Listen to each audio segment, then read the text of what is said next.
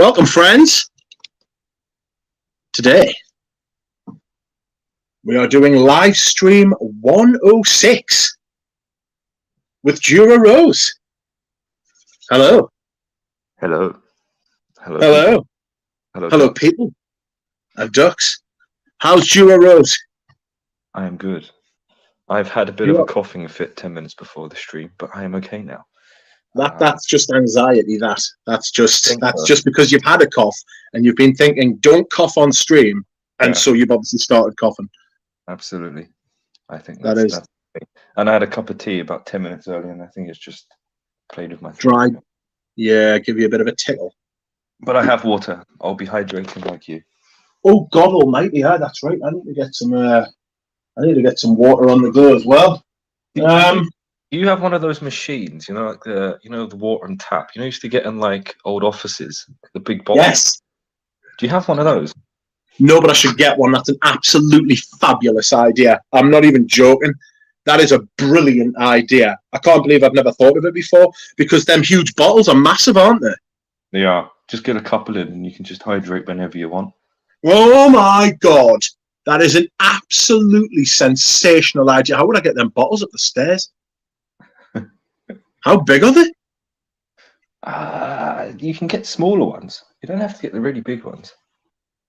You don't. I would. You don't have to, but like I would, because extra. Yeah. But that's a sensational idea. That obviously you get them from somewhere like Costco or something like that. Yeah, you'd have to. Or you can probably get it on Amazon. You can get everything on Amazon now. Would you buy water on Amazon? Would you buy Amazonian water? Water from the Amazon or Amazon water? You never know. Water from the Amazon. Yeah, I'll tell you what, they could probably get you. It's like you say, you can get everything on there now. Well, Amazon might be doing. Remember, Coke did that thing. What was it called when they? Dasani. That's it, and they tried to sell like treated water. Like Amazon doing that, just selling it online. Just tap water. Yeah. Just tap water that they've purified, just purified water. So it's just like I watched a short documentary about that the other day, and it was, do you know Tom Scott? He does like loads of like little crazy things about different things. Like he does videos about loads of different things. He was talking about why Dasani failed, and it was literally because of Only Fools and Horses that it failed. Yeah, I heard that. It was that dodgy episode when, Yeah, it was 10 years prior, and the people at Coke, right, were just like, they'd done all the market testing, they'd poured millions into it, and it literally took about 3 months, and it was dead. And it was dead. As soon as they found out it wasn't, because in this country, we've got a culture, bottled water as mineral water. Yeah. And like in America, that's not how it is. In other parts of the world, that's not necessarily how it is. But since we've got stuff like Buxton, we always consider bottled water to be mineral water. This had no mineral content. It was literally just water in a bottle. You're paying for convenience. Yeah. And the people were not having it. Yeah. No. Do you reckon people would mind it now? I think that they'd have to do a complete relaunch of something completely different. But to be honest with you, I think that it's one of those things that nobody would have the balls to even attempt now, because they just get like, everybody would like be like, remember when you did it last time? We'll completely kick the shit out of you. We're going to do it again. Do you know what they'd have to do? They'd have to spin it somehow. It's eco-friendly or saving the planet, recycle plastic, and it's using less energy or something. Even though I don't think it would be. You know what I mean? They'd have to get like Jennifer Lawrence drinking it naked with like fucking all sorts of like shenanigans. You know what I mean? There'd have to be all sorts going on to sell it now. Like all sorts of craziness. But no, we have got plenty of people in the chat. The chat is going mad. Everybody's happy to see Jura Rose, who is back by popular demand. I see a lot of familiar faces, lovely people. Lots of familiar faces. DJ is asking, did you get my gifts? Yes, I did, DJ. They came today and I had to sign for them. Thank you very much. I appreciate it. I know that I sent out a lot of I sent out a lot of samples of Eugene's new perfume, and we will not be discussing that yet. We will be discussing that closer to the time of launch, so that everything can sort of come together nicely. You know what I mean? I sent you one, Jura Rose, but I think I may have used the wrong stamp, so I might have to send you another one. This is how much of Eugene's new perfume I have used. I don't know if you can see that. Let me see if I can. Can I blow myself up a little bit? Solo layout. Let's have a look. There it is. What's it called? I don't even know what the name is. Descendre. Okay. Like the cinders or like the ashes, you know. I'll leave it to Eugene to express what it's all about and stuff like that. Let me bring you back. Are you back? You are back. Happy days. Who's back? Did I leave? No, I just put you on there. I just put it on solo layout so I could show everyone the bottle. Oh, okay. It is called Descendre, and it's fucking lovely. It's well, I won't talk about it because I shouldn't, because it hasn't even been released yet. Yeah. But people will be coming aware of it soon. Everyone will get to smell it. I hope everybody is excited. So it also sounds like "Come Down," Pradeep. Well, I'm just reading some of the chat. Rich asking him to blow himself up. I use a water filter, says Peter. Okay.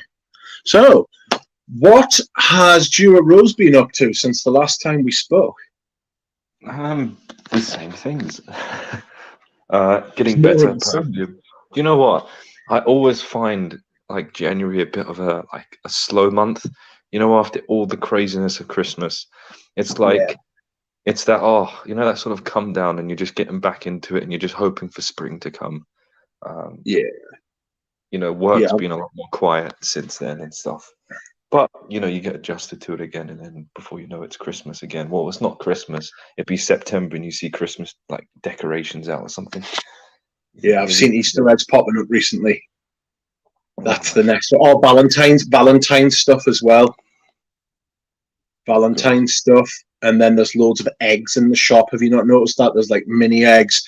There's cream eggs. Valentine's eggs. Valentine's eggs. That's right. Duck eggs. People trying to steal me eggs. It's a strange time of year. I agree. I get like I was talking to Richie G, and Richie G was just like, "Oh, January's slow." Basically saying the same thing you were saying. He was like, "It's like that seasonal affective disorder sort of thing, isn't it?" It was like fucking. It's a slow month. Everything sort of like feels like it's just extra hard. The weather, like January's like the real sort of January's the real sort of winter month, isn't it? You know, like it's like deepest winter. It's dark. It's cold. It's raining. It's snowing. It's windy. Everybody's skint. Sorry, you're broke. There's like. You're just that sort of everything's slow. There's nothing to celebrate. It's just, I feel for people. I know a couple of people got their birthdays in January. And I think poor people. Yeah. Well, Richie G's birthday. Oh, Richie G's birthday. And that's his birthday next week. His kitchen flooded the other day as well, and he wasn't impressed. Like as you wouldn't be, would you? No, you know what I mean? Bit of a sickener, like. Well, what was your best seller? I wanted to ask you this. What was your best seller in the shop before Christmas, in the lead up to Christmas? Well, Frederick Mal's in there. Portrait of a Lady sells itself. I mean, you don't have to show it to them. People just want it. And that's like crazy. But Ganymede, I'd say. Ganymede? Yeah. Still, I remember you saying. Sorry. Men, women, old, young. There's no demographic that that won't buy it. Yeah. Like you hear people wear it and say they smelt on someone and they want to try it. They end up buying a bottle. There was a case of a dentist who was wearing the stuff, and he had like a couple of patients coming in saying they wanted to buy it. No way. Yeah, it's those two, I'd say. That's outrageous. I know that you've said Ganymede was like extra good, you know. So I didn't really care for the Barwar line. What about the other two? There's three now, isn't there? So there's four altogether. Yeah. Like, So do they sell? We don't do the extract. B6A3 is, see, the thing is, B6A3 was before it. And I always feel like, and people may disagree, I feel like Ganymede was him perfecting B683, the vision he had in his mind, because you can see it going in that way and how it's structured, and it just gets more clearer, that idea. And it has that more leathery, classic spiciness in B6A3. And it doesn't really appeal as much as Ganymede is a bit more fresher. It has all that, if you load anything with Ambroxan, people are going to like it more. Unsalad is doing quite decent for a new one. It's a bit more like Marmite though. I think people either love or hate that one. Okay, that's the rhubarb one, isn't it? Do you know what they say rhubarb? But I never got rhubarb, and I still don't get rhubarbiness from it personally. Okay. I get rhubarb in Synthetic Jungle, weirdly. Yeah. What do you think that is? What do you think that like is? What could it be? I know the material is a specific material used that gives that sort of green leafiness, and to me it has a rhubarb smell, and it's used a lot in Synthetic Jungle and some other things that are used, them sort of green lily of the valley type things, and for me it gives that sort of rhubarby feel. Okay. How synthetic do you think Synthetic Jungle is? Do you think it's highly synthetic perfume? Well, the lily of the valley accord has to be synthetic. Yeah. It's green. A lot of them sort of green, powerful, dry lily material are synthetics. Like things like galbanum, they're green, but they still have like an earthy quality to them, and they don't give that sort of crispness as good as you'd get with the synthetics. Like, I don't feel like it's an overly synthetic perfume or completely synthetic perfume. For me, it actually smells quite natural in many aspects. Yes. I mean, do you know what I mean? It does have that smell of going into like, when you go into like Kew Gardens, them sort of big greenhouses or something, you get that sort of humidity, green leaves, and it does have that realistic smell. But to achieve that goal, not many naturals would give you that sense of almost realism in a weird, way. Yeah. I know what you mean by like that hot greenness, like the green steam kind of thing. Like miasma. Yeah. It's got that kind of like, it's like fog but more like green fog. It's so is synthetic jungle supposed to be 100%? It's like synthetic perfume. I don't think it is. I think it's just a name. I don't think it is. And to me, it doesn't smell 100% synthetic at all. I've smelled a 100% synthetic perfume by a perfume. What's his name? He actually came into the shop. Who? Miguel Matos, is it? Miguel Matos, yes. He did a couple of Sarah, it wasn't Sarah Jessica Parker, what was she called? Sarah Baker. Did Jungle Jezebel, I think. But yeah, there was something there was a sheep made 100% synthetic, and it was nice, but it's 100% synthetic, if that makes sense. Like, when something is like, when you smell 100% natural perfumes, they can almost go in a direction of it, like essential oils. Even though I have smelled some 100% naturals and really done really well. But like when you just push something too far, you can just tell it. You can tell its nature. Rachel said there's cis-3-hexanol. I don't know if she's referring to the greenness. That would be a material. That's a very classic material, even in small amounts, to give like a sense of realism to floral accords. in a weird way when you up it too much. Like I don't know if you know that perfume by Atelier d'Orange called You or Someone Like You. Yes, I do. Yes. That's got a lot of cis-3-hexanol and it gives a sort of grassiness, green grassiness to it. But there's another form of that. It's called cis-3-hexanol acetate, which was used in a lot of things like Cabochard and a lot of vintage perfumes to give a slight more fruity green smell. And it has more of a top note effect. So instead of being just green, it smells more fruity green. It has a tartness to it. I actually prefer that, and that's like, you know, them sort of Cabochard. There's a perfume I got recently I've showed you called Alex Grease, which is really nice, and it has that sort of, and it goes really nicely with galbanum because it takes galbanum from being very earthy and almost witchily green to this more, you know, crisp green, fruity, bright greenness. And it's just that whole, again, that interplay of taking the naturals and just sort of, you know, taking certain aspects of those naturals and pushing them in a direction with some synthetics that makes them even a bit more pleasant sometimes. Yeah. Yeah, I know what you mean. Like to just because with all natural perfume, almost every all natural perfume I've smelled feels like it's missing something. You know, feels like it's not it. For me, all natural perfume comes across a little bit like aromatherapy. You know, like it goes down that kind of route rather than it smelling like a perfume, like you're trying to smell like something, you know. It's it doesn't help. It doesn't help the composition, you know, as a composition to smell like a perfume. You know, I would rather something was a bit like difficult, a little bit like it had more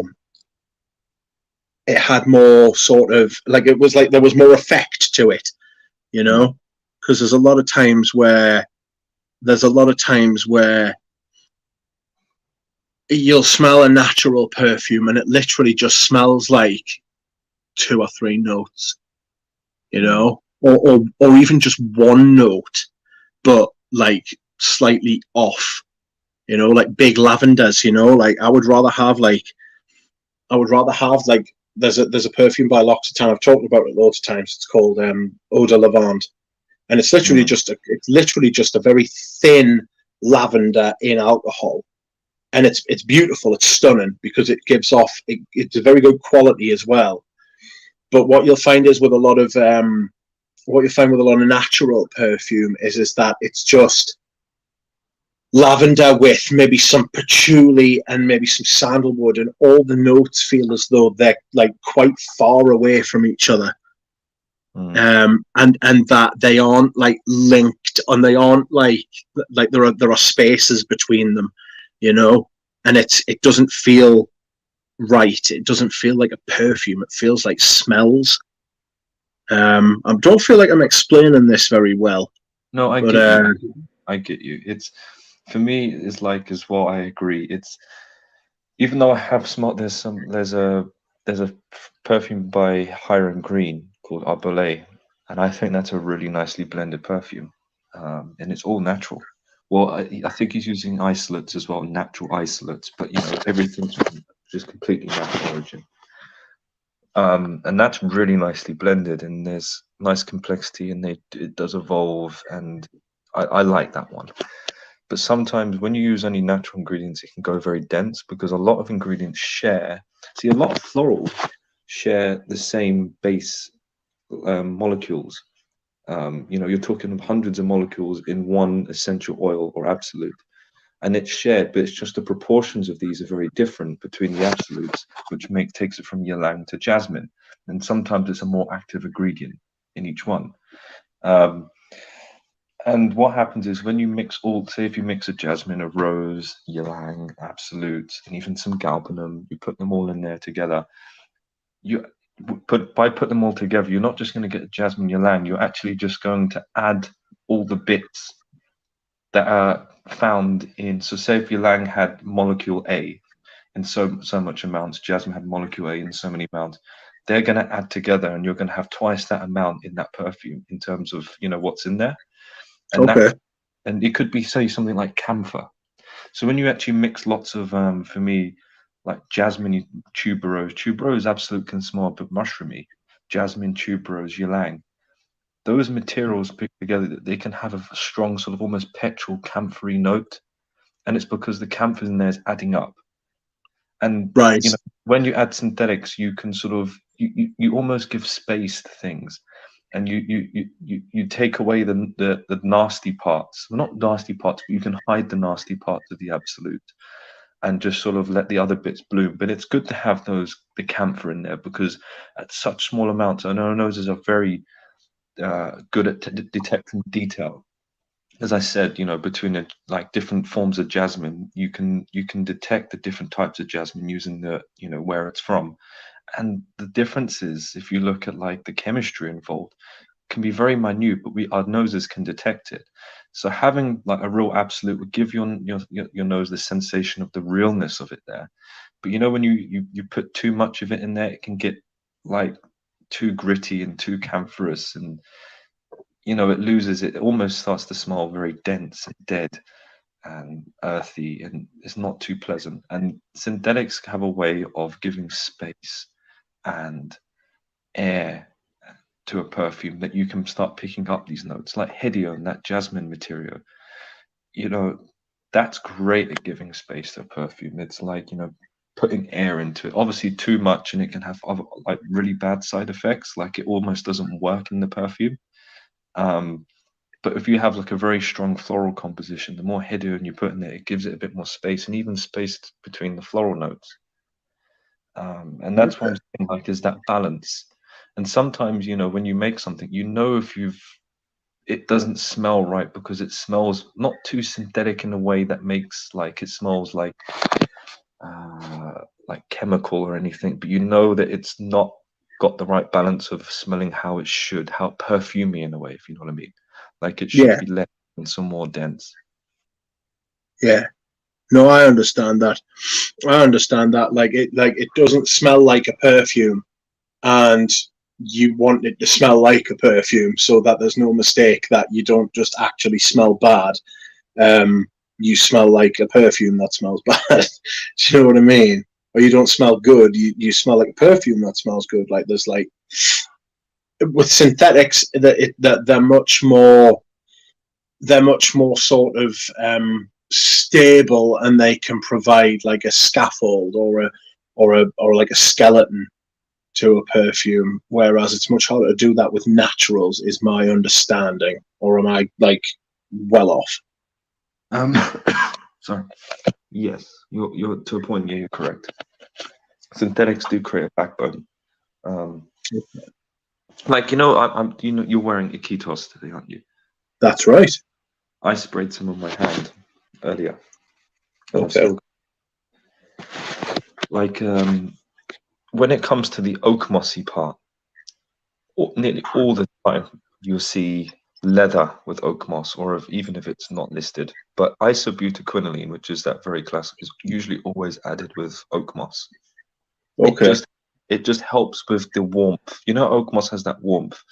It just Yes. helps make it more warm and supports it. You know, it almost helps lift the oak moss a teeny bit. Because oak moss is Yeah.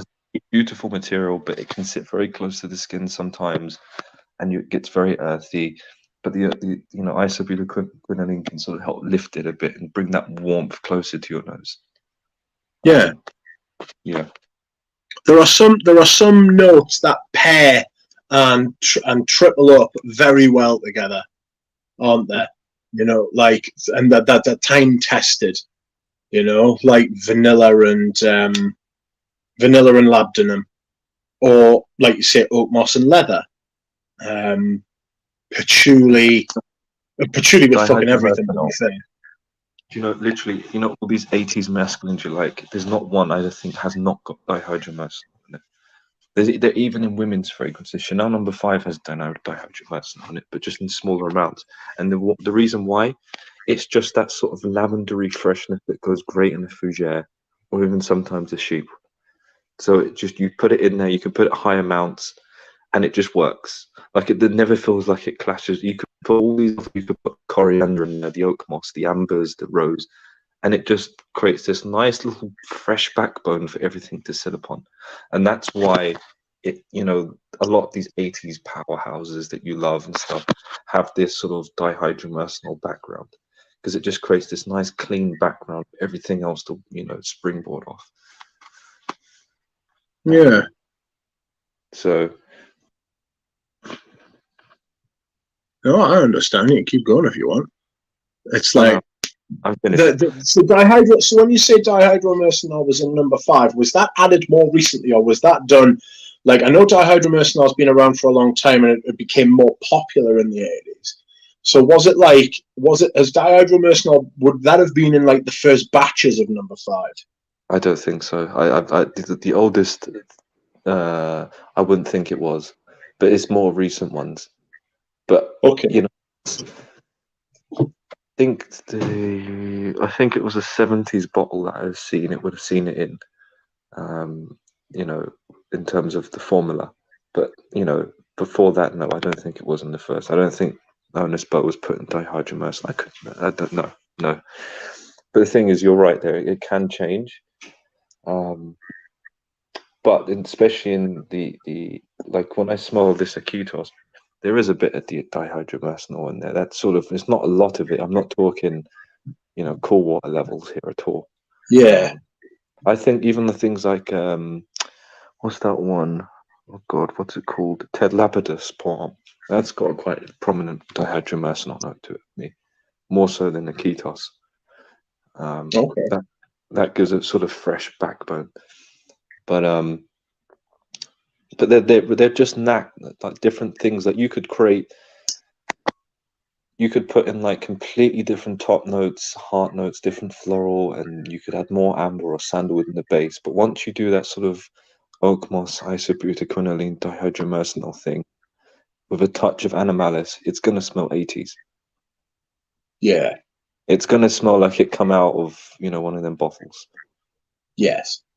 No, I get what you mean. There are certain.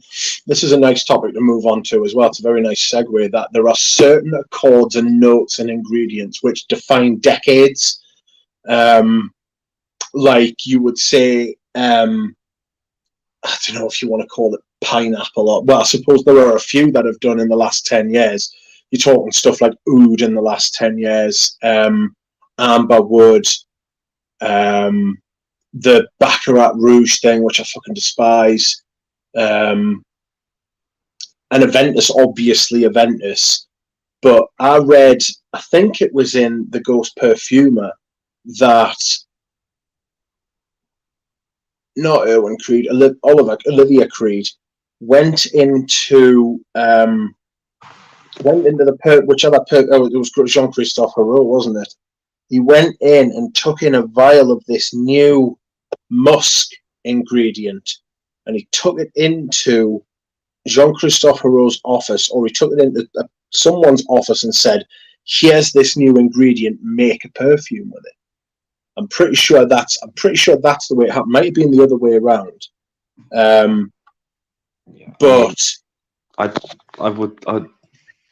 would say he probably already had like an idea of you know, like as when you're working on anything, especially as like if you're a musical artist or a writer, you know, it's like you always have this sort of one, you know, like couple of things you've always thought of and you keep coming back to.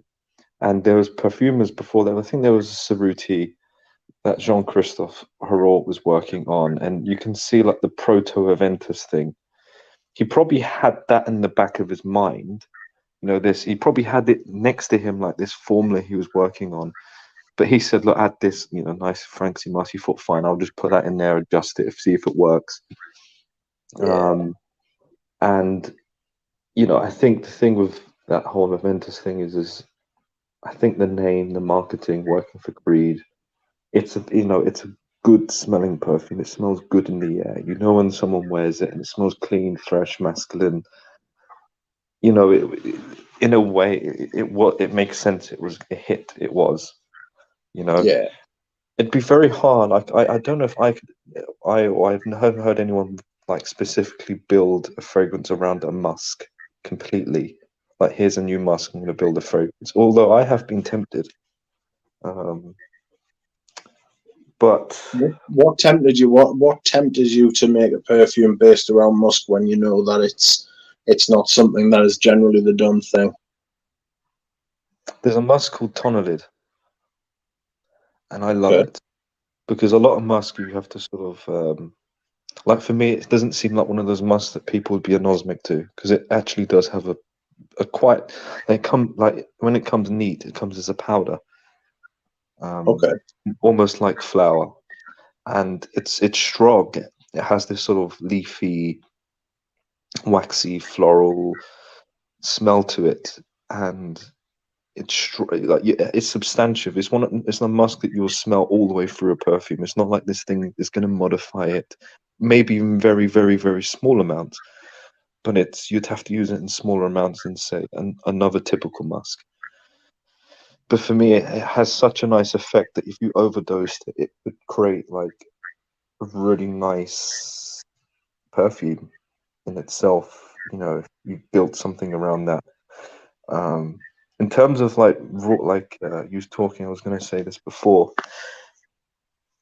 Julian Rascone, for me, I was thinking about this because we have a couple of his fragrances in the shop, and I can see the influence of Pierre Bourdon on him big time. Because I feel Yeah. like Pierre Bourdon, you know, for me, he is the dihydromercenal man. I know we're going back to that. Sorry, I just coughed, but I put it on mute. But like, you can tell, for me, many times I've gone to a fragrance, I've got, that's a Pierre Bourdon, and it's usually the dihydromercenal. I Okay. can sometimes tell a Julian Rascone because the Amber Extreme. Now I'm Yeah. wondering whether he's taking that material, he likes it, and he feels like, because it's, of all the woody ambers, it's a weird one. It hasn't got the dry, like, seriousness of many woody ambers. Even though it has the name Amber Extreme, it sounds, you know, it's going to be extreme, and it is powerful. There's almost a freshness to it, a sharpness. It's a very sharp material, and I'm wondering whether he's taking that, and because of this appetite for a lot of Middle Eastern perfumes, and he trained, you know, in Dubai and stuff, once he graduated, or whatever you want to call it, Pierre. I'm wondering whether he's using that as his sort of material, and he's working towards something with that. You know, in the way that Yeah. Pierre. No, I know exactly what you mean. Yeah, he's copying the blueprint sort of Yeah, thing. and it could be clever because, you know, I know that will hurt many people's ears because you think woody ambers and stuff, but you never know. He might pull something out the bag and make a fragrance with a lot of an overdose of woody amber that actually we all say is quite decent, but I doubt it. But you never know. I'm always very Woody Amber just hurts my head. I had to sell the moon. It just too much. For me, it when I smell woody ambers now, I associate it with like a cop out. Because I've got this. I'm selling a few perfumes. I've already sold quite a few of them today to a couple of friends. I'll do a stream another time about the other ones that I'm selling, because I wasn't expecting to sell as many as I did, but I'm very, very appreciative of the fact that I have. But I've got this bottle of CH Men Privé, and if I am not mistaken, that is a Julien Rascone as well. CH Men Privé. Are you a Julien Rascone? Where is the perfumer? It smells like a Julien Rascone, put it like that, even if it doesn't say. It doesn't say on Fragrantica anyway. But it's really quite nice at the top with the whiskey and this kind of leather sort of thing going on. It's very civilized in a modern designer perfume kind of context and way. And it's very, I was pleasantly surprised. And you get to about an hour, 2 hours in, and all of a sudden you can fucking click. It's like a fucking dirty, great, like, do you know those fucking micro burst clouds, or those, like, you know, thunder snow and that, where them clouds are just huge and black and dense, and it looked like if it fell on you, it would crush you. It's like you can just feel I can feel the amber wood coming over the horizon towards us in this inexorable march. And it just feels like it's just going to smother us, and it starts. And it's like there's nothing you can do. You know, once you have started on that kind of on that journey, once you've sprayed it, you are going there. Do you know what I mean? And that's kind of how I felt. That's kind of how I felt about the moon. Top and the mid were lovely, and then the amber wood set in, and I was like, well, that's just going to be the rest of the fragrance now. And I've smelled it 1,000 times, and I didn't like it, you know. And it doesn't stop either. So it's not just like a fleeting thing, you know, and it doesn't meld in. For me, it feels quite. To me, it feels quite sort of. How can I put it? Like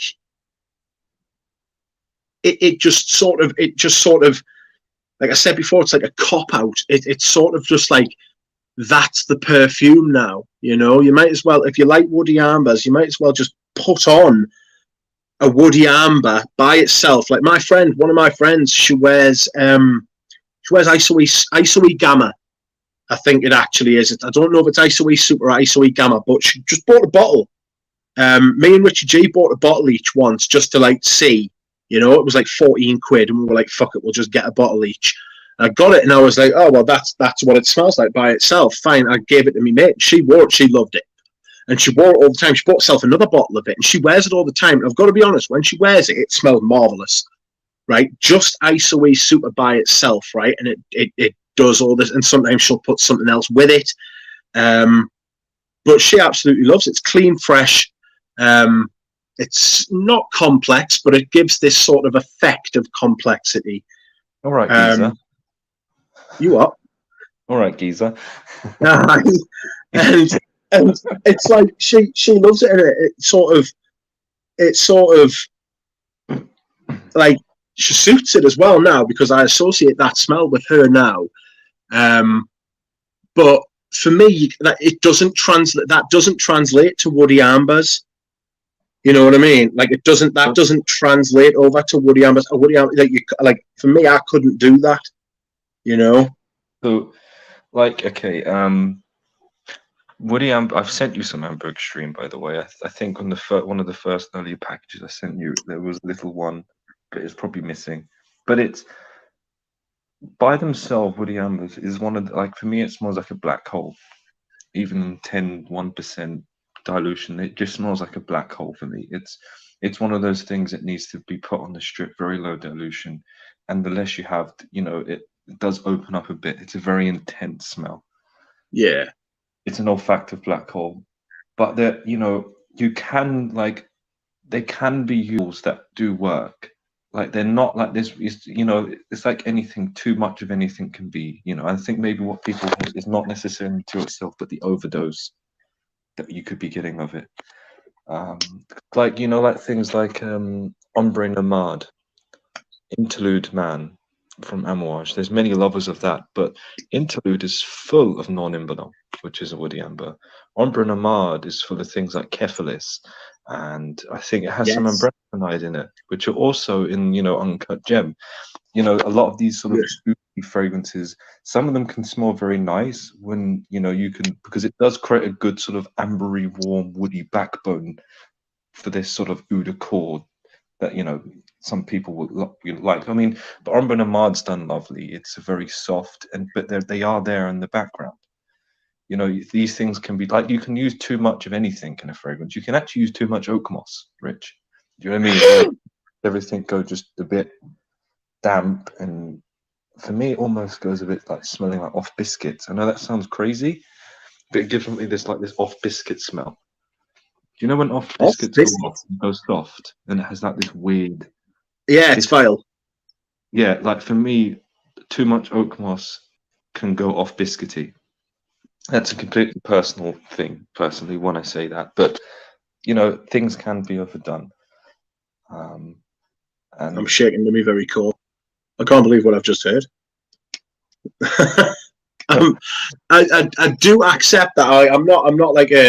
I'm not so stupid as to think that the more you throw it, especially not with perfume, the more you throw at something, like the better it's going to be. So I like oak moss. So just throw more oak moss, you know, just like in like that childish kind of thing. Like you say sweets and you think, oh, I could just eat sweets every day forever, you know, and nothing else. Yeah, It doesn't work like that. Sorry? Too much can ruin anything. It's like food. I find so many parallels. People say, "What's the closest thing to perfume?" I think cooking, in a weird way. Yeah. Like like you could how can I put it?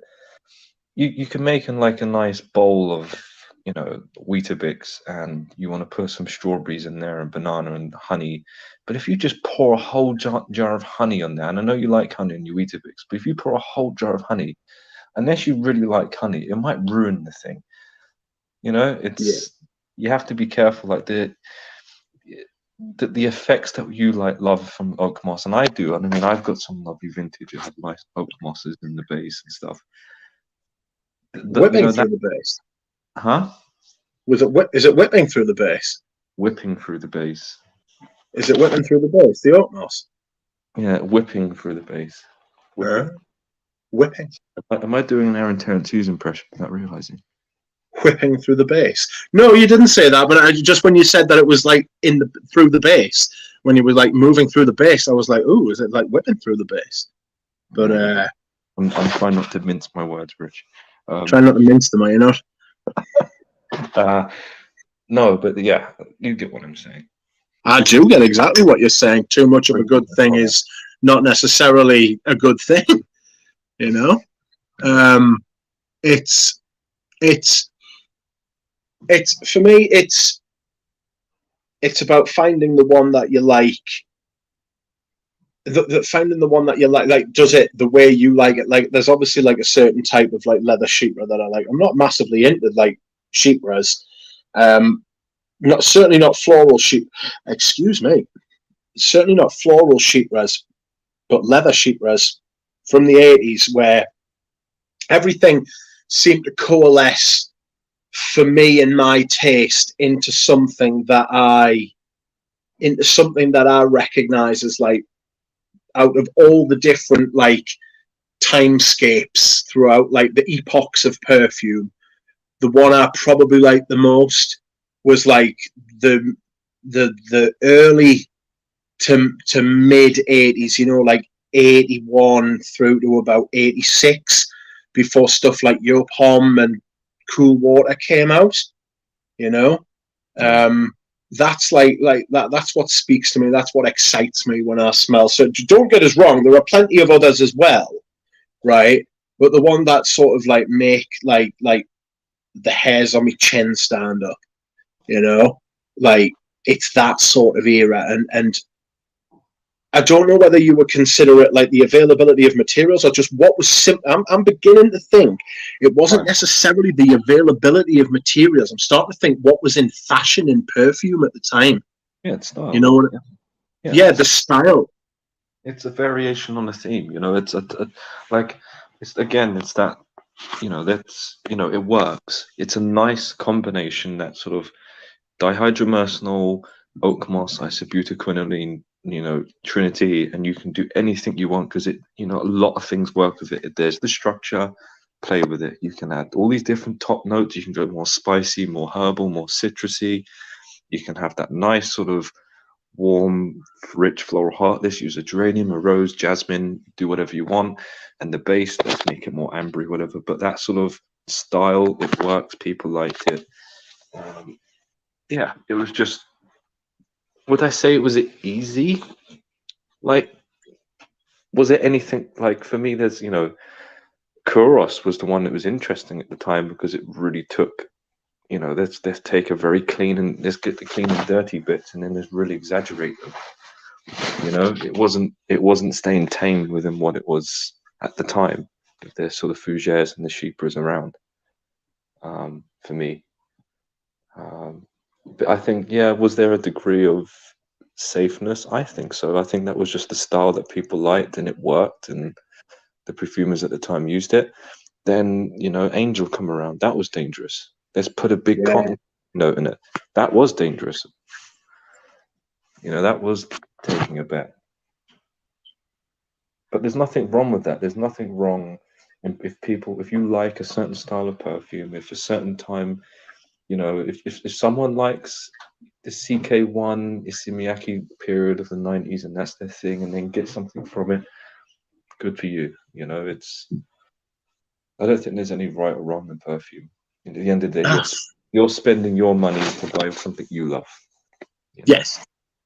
Yes. You can't tell somebody else what they do and don't like. You know what I mean? It's especially not on what do they say? There's no accounting for taste.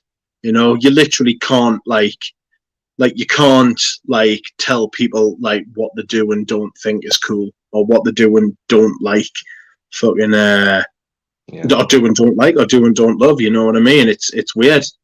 Like, I mean, look at do you know who Gerard Depardieu is?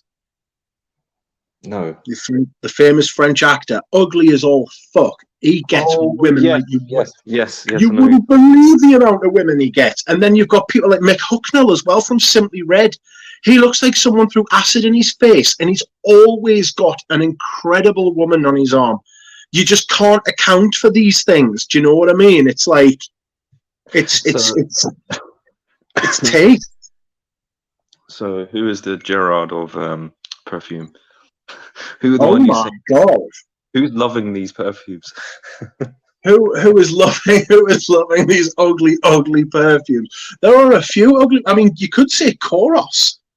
You know what I mean? You could say Koros if you think about it, right? And you smell Animalis, and you smell the funk and the piss and the shit of like Leather Rouge as well from Dior. The first time I smelled it, I was like, fucking hell, this literally smells like a working men's club toilet, like a northern working men's club toilet, right? And like, yet, by like the third, fourth time I'd smelled it, I was like, 450ml bottle of that. And do not delay. Leave the bottle and the glass. You know what I mean? I was like, and I thought about a backup as well. It's so strange how you can be drawn to these things that you always thought were wrong. Do you know what I mean? I know. Like, why do bad things happen to nice people, and why do bad guys get good girls and vice versa? And what is the nature of attraction? Because that's basically what it is. What is it that attracts you to these perfumes? You know, that upon first smell, I've always found it really interesting. I've got with being 37, I've got a lot of friends who've got like young kids, right? You ask a young kid what they think of, because obviously I wear fucking aftershit and perfume all the time and stuff, and you say, what do you think of that? And they're like, almost exclusively, they'll say, that doesn't smell very nice. Do you know what I mean? Yeah. And it's like, what is it? Is it conditioning? Is it something that is like innate? It's like, what? Oh. So, right, I'll tell you what I'm going to do. I'm going to dehydrate. You explain your position on this while I hold down the fort. I'm going to the bathroom. I'll be back in a second. I'm listening, though. I think everyone has the ability to love something, even if they don't love it initially. Like a kid might go, ooh, but you know, that kid in 20 years might really start appreciating Kuros. And I think it's what you grow up around and appreciate. It's like not many young people like drinking single malt whiskies from the age of 15, or you know, I shouldn't promote underage drinking over the age of 18, let's say. But people get into that gradually. Why? Was it whiskey disgusting before, and do you start liking it? I'm using whiskey as an example. I'm not trying to sound snobbish as if like you have to like Kuros and your taste is getting better. But your tastes can change and you appreciate things in a different way. But also these kids now, even kids when I was a kid, we grew up in a different world to someone who grew up in the 50s or 60s. You know, the world is getting more sanitary, especially after COVID.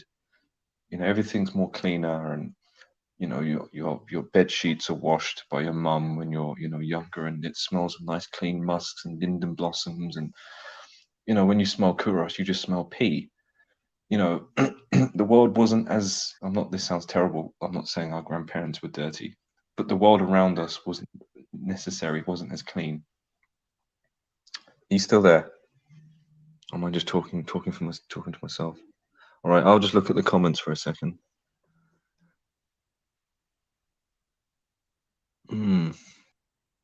There's lots of lemons. Rich loves lemons. He tells me all the time. He's probably squeezing a lemon right now. Squeeze your lemons, Rich. Squeeze those lemons.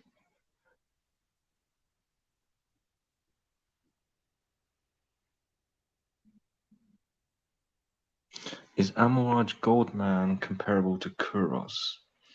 Goldman, even you can get a bit stinky and dry down.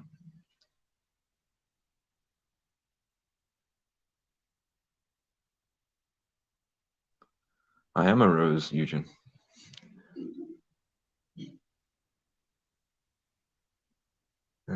What else is people saying?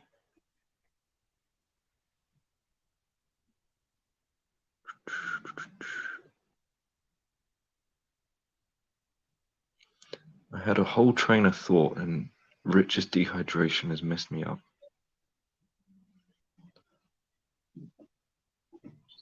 I don't mind animalics. There's not many smells that really put me off. There's any smells I really like the smell of burnt garlic. Burnt garlic? I don't like burnt garlic. I don't like. Well, garlic's all right, but it can do funky things to you if you're not careful. Enrique asked an interesting question. What's the main ingredient in Fahrenheit? Enrique, I do not know exactly. It has a lot of violet leaf note called methyl octyl carbonate, what used to, the original. Woody notes, Isui super. Have you smelled the original Fahrenheit? I have. Right. I was going to say, I'd send you some if you haven't. I have. It's bloody lovely. It's so watery. It's got this kind of, do you know, when you see, like, you know, the mirage on the horizon when there's heat? It's got that kind of mirage on the horizon kind of thing, you know, the like the watery effect, you know, the shimmer. It's definitely got that. Yeah. Do you know, violet leaf, reaches violet leaf, give up that. Violet leaf absolute. I've smelled some that smells like, you know, olives. Oof. It smells like, you know, like green brined olives, with like a 1-2% dilution. It literally does. The actual absolute garlic. Violet itself, the flower, is almost a silent flower. You used to be able to use an enfleurage. You know, enfleurage, we used to add the fat to the petals and leave it and then scrape it off. Yes, it's a method of extraction. Yeah, no one really does that anymore. Some people do, but you know, you didn't really get much. But the only real essence you can get from violet is from the leaves. You can't really get it from the flower. Okay. What about the root?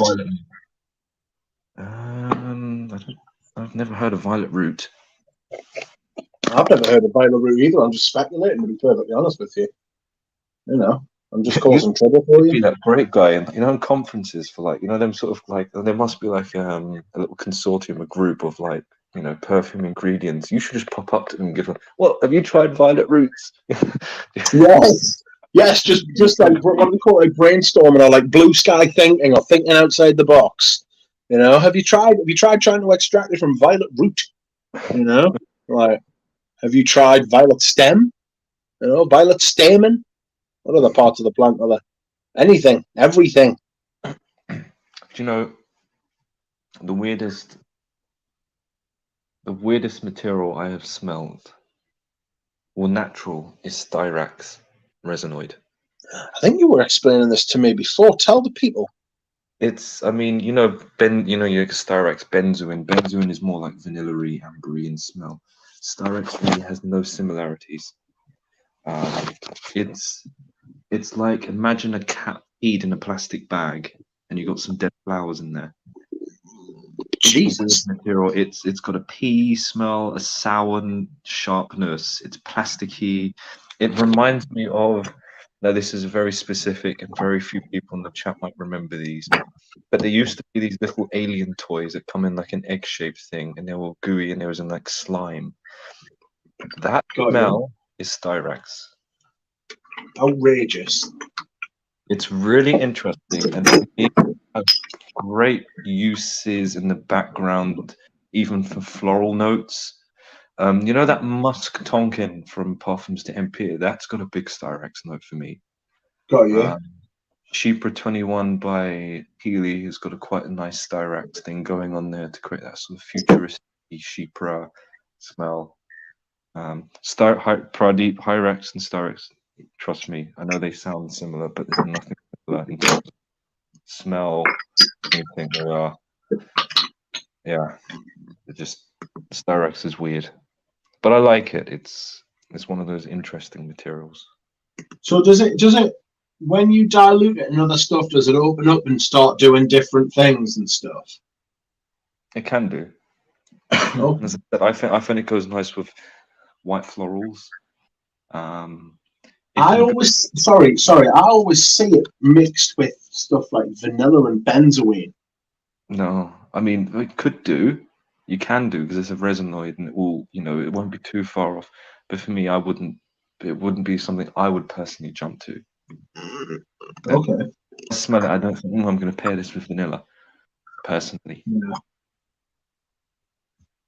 Yeah. Maybe you should see what happens. God, you should be also at the perfumers conference giving them suggestions. Yes, I'm full of all these ideas. You should patent all of these ideas. Just write them down. They're yours. You just trademarking these, Rich. That's right. The problem is that if I started to do chemistry and stuff like that, like once my eyebrows grew back after I'd blown them off a few times, I reckon I'd get frustrated. I can't do fidgety stuff. You know what I mean? I'm much more about like the bigger picture. I'm much more about the bigger picture. I want to see you mince into Christopher Roth's office and just slam down some violet root and Styrax and vanilla and say, "Here, make a perfume out of these." Yes, that's right. Like Olivia Creed with his musks. Make the next big hit. That's right. I'll just waddle into his office. Just waddle in like a duck. Quack. Yeah. Make me a perfume. Damn you. You know what I mean? Outrageous. Balenciaga pour-on looks like it's, really balancing on whatever bottle it is on there. Well, it's not. I'll tell you what I've just found, I think. No, sorry, that's the night. I'm looking for my bottle of fucking Monsieur. Because I'm thinking of selling it, but I don't know, I can't find it, so I'm probably not going to at this point. I need to just sort the layout out a little bit. We'll try this one instead, which is a little bit more oblong, There we go. You've put weight on my hips. How dare you? I've put weight on your hips, that's right. Sorry, I mean the tender age of what, 27? Yeah, pardon? Look how wide my leaves are. Look. That's right. You've got thick leaves. One red. Oh, I'm smelling me Balenciaga Pour Homme. It's so good. I just love it so much. I'm getting very close to being able to say that it's my favorite perfume. That's a big thing for you. That is a big thing. When you own as many as like collectors do, saying one is your favorite is like fucking. It's a major thing. It's like finishing a bottle. You know what I mean? It's like when you finish a bottle, anybody will tell you. Like, this is one of the reasons I decided to sell some of my fragrances. Like the idea of like finishing a bottle is laughable at the minute. I want to have some of the perfumes I've got for the rest of my life. Yeah. Like I want to own. Like that's why I bought all those Balenciaga Pour Homme. I never want to run out of it ever. Like I want to make sure I've got more than enough. And before I die, say if I like get advance notice that I'm going to die in like a year, so I'm getting to like 75, and the doctor's like, "Oh, you've got a year to live." I'll be like, "Oh, better sell some of Balenciaga Pour Homme off." Or like send another bottle. I don't mind like one day, but I just want to make sure I'm all right for that. And there's a few perfumes like that, like my Serge Lutens and stuff, and But there's other ones that I can let go of. Like I've sold my Koros Freysure off. I've kept the bottle for myself. I've sold 2 of them, and I've got another bottle I'm going to put up for sale. I've sold I've sold quite a few things off, but I know they're going to places where they're going to be appreciated. You know, I don't want to sound soppy. Like I don't want to sound like don't get us wrong that I'm being paid for them, but not too much. You know, like I'm not looking necessarily to profit on it. I would like to just get my money. Where the fuck have I put my cup? Oh, there it is. I would like to just get my money back, basically. Yeah. And then maybe buy the occasional thing. Every once in a while, if something outrageous pops up that I want. Like I managed to buy myself a bottle of Patou Pour Homme a few weeks ago.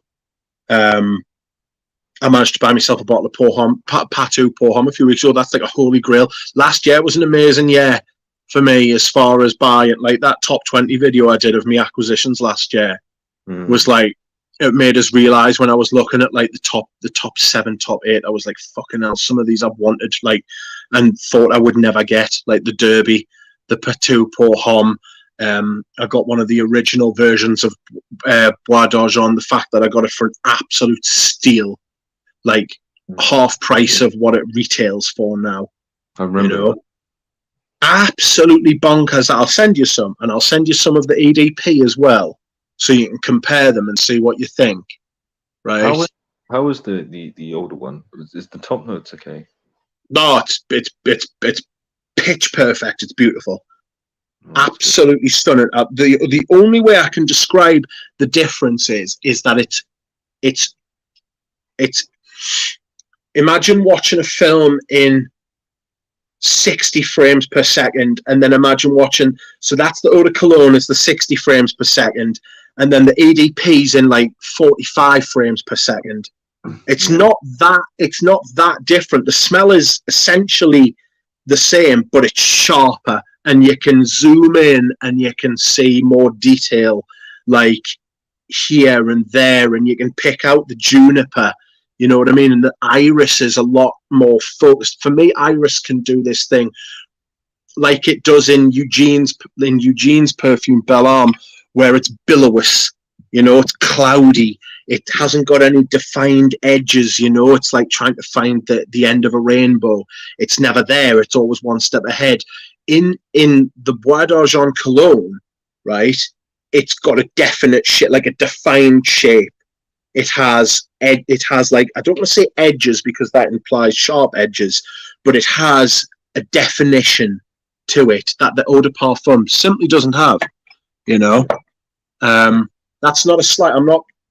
It's not a slight on Eugene's perfume. What I'm trying to say is that Eugene's is like that cloudy, billowy sort of thing on purpose, and it smells better for it. Yeah. That's the way it's supposed to. When this is the thing I don't like about reformulation, right? It's like a book.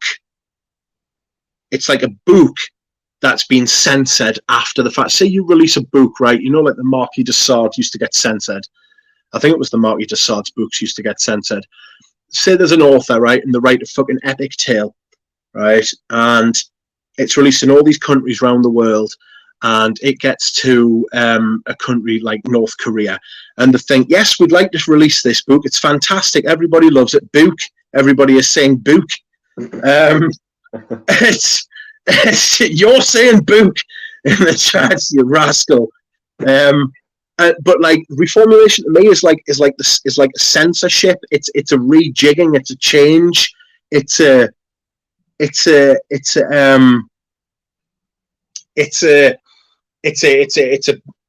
I don't want to say it's a perversion, but there is a type of thing. It's not what the author originally intended. Every single word. It's like music. You know, it's like a remix. You can have some remixes which are better than the originals. Rarely does it happen, right? Yeah. But it, like, sometimes you can get a dance version of a song that's better than the original. I can think of a few that Tiesto did, but that's by the by. What I'm trying to say is that I like smelling what the original perfume was supposed to be when it left the perfume, when the perfumer signed off on it and said, that's what I want. That's what I say that I wanted to create. And I feel like the older perfumes, the perfumer had more license to make mistakes, and it wasn't as dialed in as it is now. You know, it wasn't as like sort of like focus grouped, or it's not as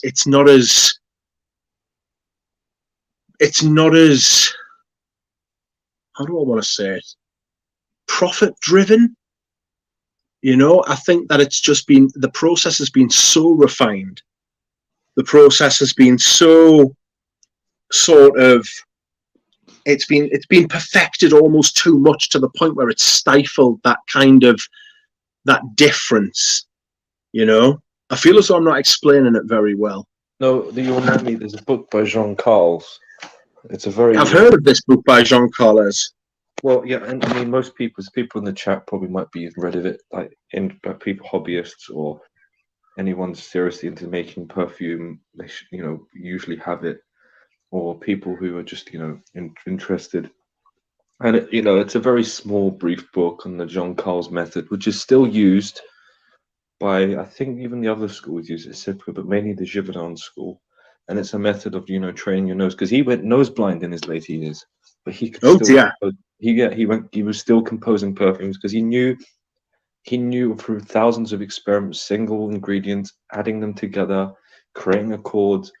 He had a very systematic way of, you know, having this sort of library in his head, sensory library of each ingredient.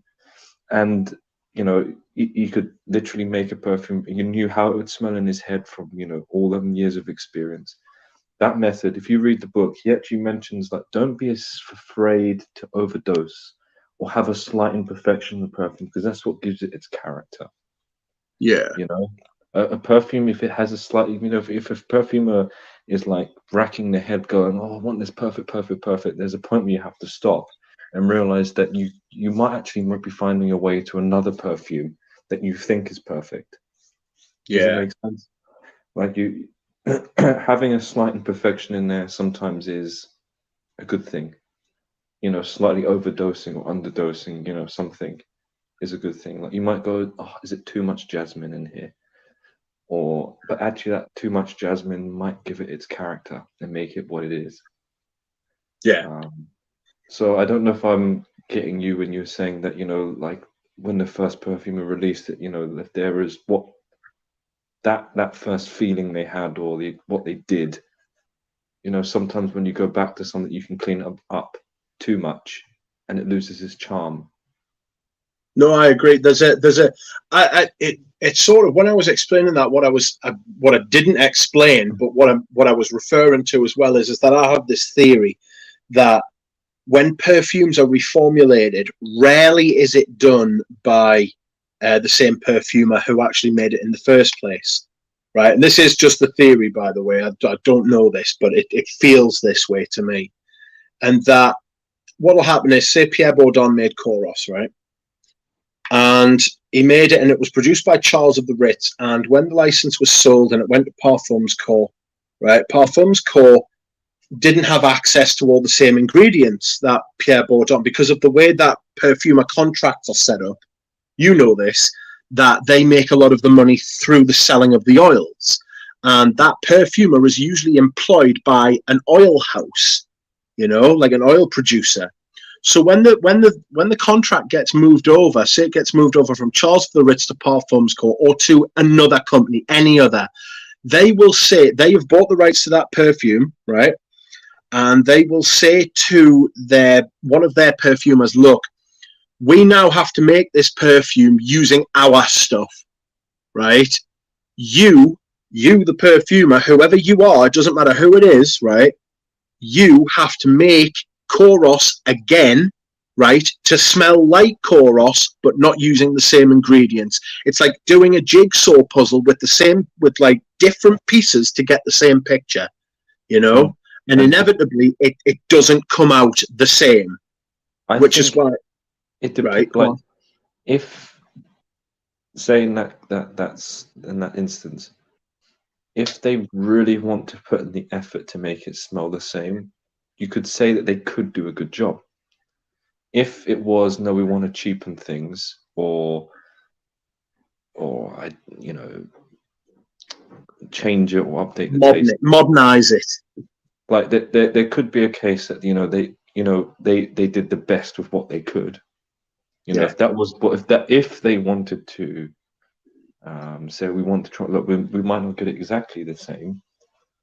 Say if we're talking about Jura and they're using Akigala wood, which is a capture of them, and they moved on with some other, and they can't use Akigala wood, and they have to use a certain form of patchouli or something, I don't know, clear wood with another company. It won't be exactly the same, and people will notice the difference, because if it's a big supporting material, that's that one synthetic in there or something. But if they really wanted to, they could really try to make it as close as they could. Yeah.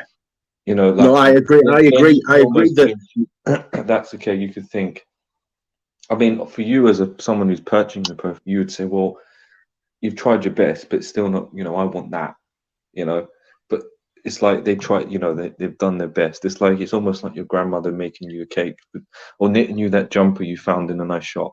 Oh, I want that, that Balenciaga jumper, and your grandma can't afford it, but she tries to knit something very similar for you. Bless her, she tried.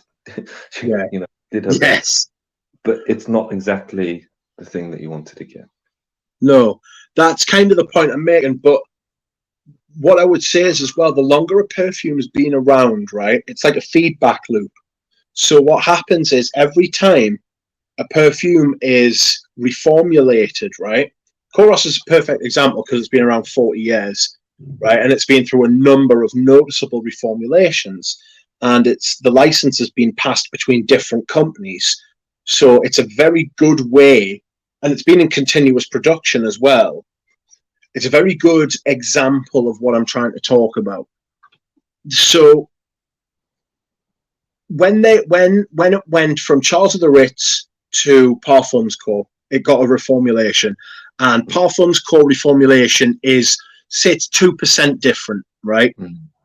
So it's 2% different. That sound, anybody could fucking live with that, Anybody, if you complain, you won't get, I have got 4 bottles at least of Parfums Corps, and I love it. Brilliant, right? It's fantastic. Charles of the Ritz for me is still the standard, because that's what Pierre Bourdon made, and that's what he signed off on and said, that is what I am released, that's what I'm giving to you. And YS and Yves Saint Laurent took it and said, they were all in agreement at the beginning. They all said, that's the product, right?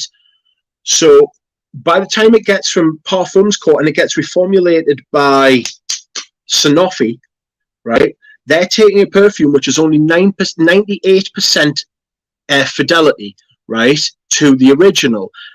Sanofi aren't reformulating the Charles of the Ritz version; they're reformulating the Parfums Corps, right? Now, say they get it 98% correct. I don't know how to do factors and stuff like that, but it becomes exponential, the difference.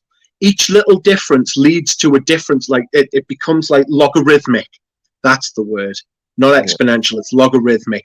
Every time it gets changed, it's like Chinese whisper.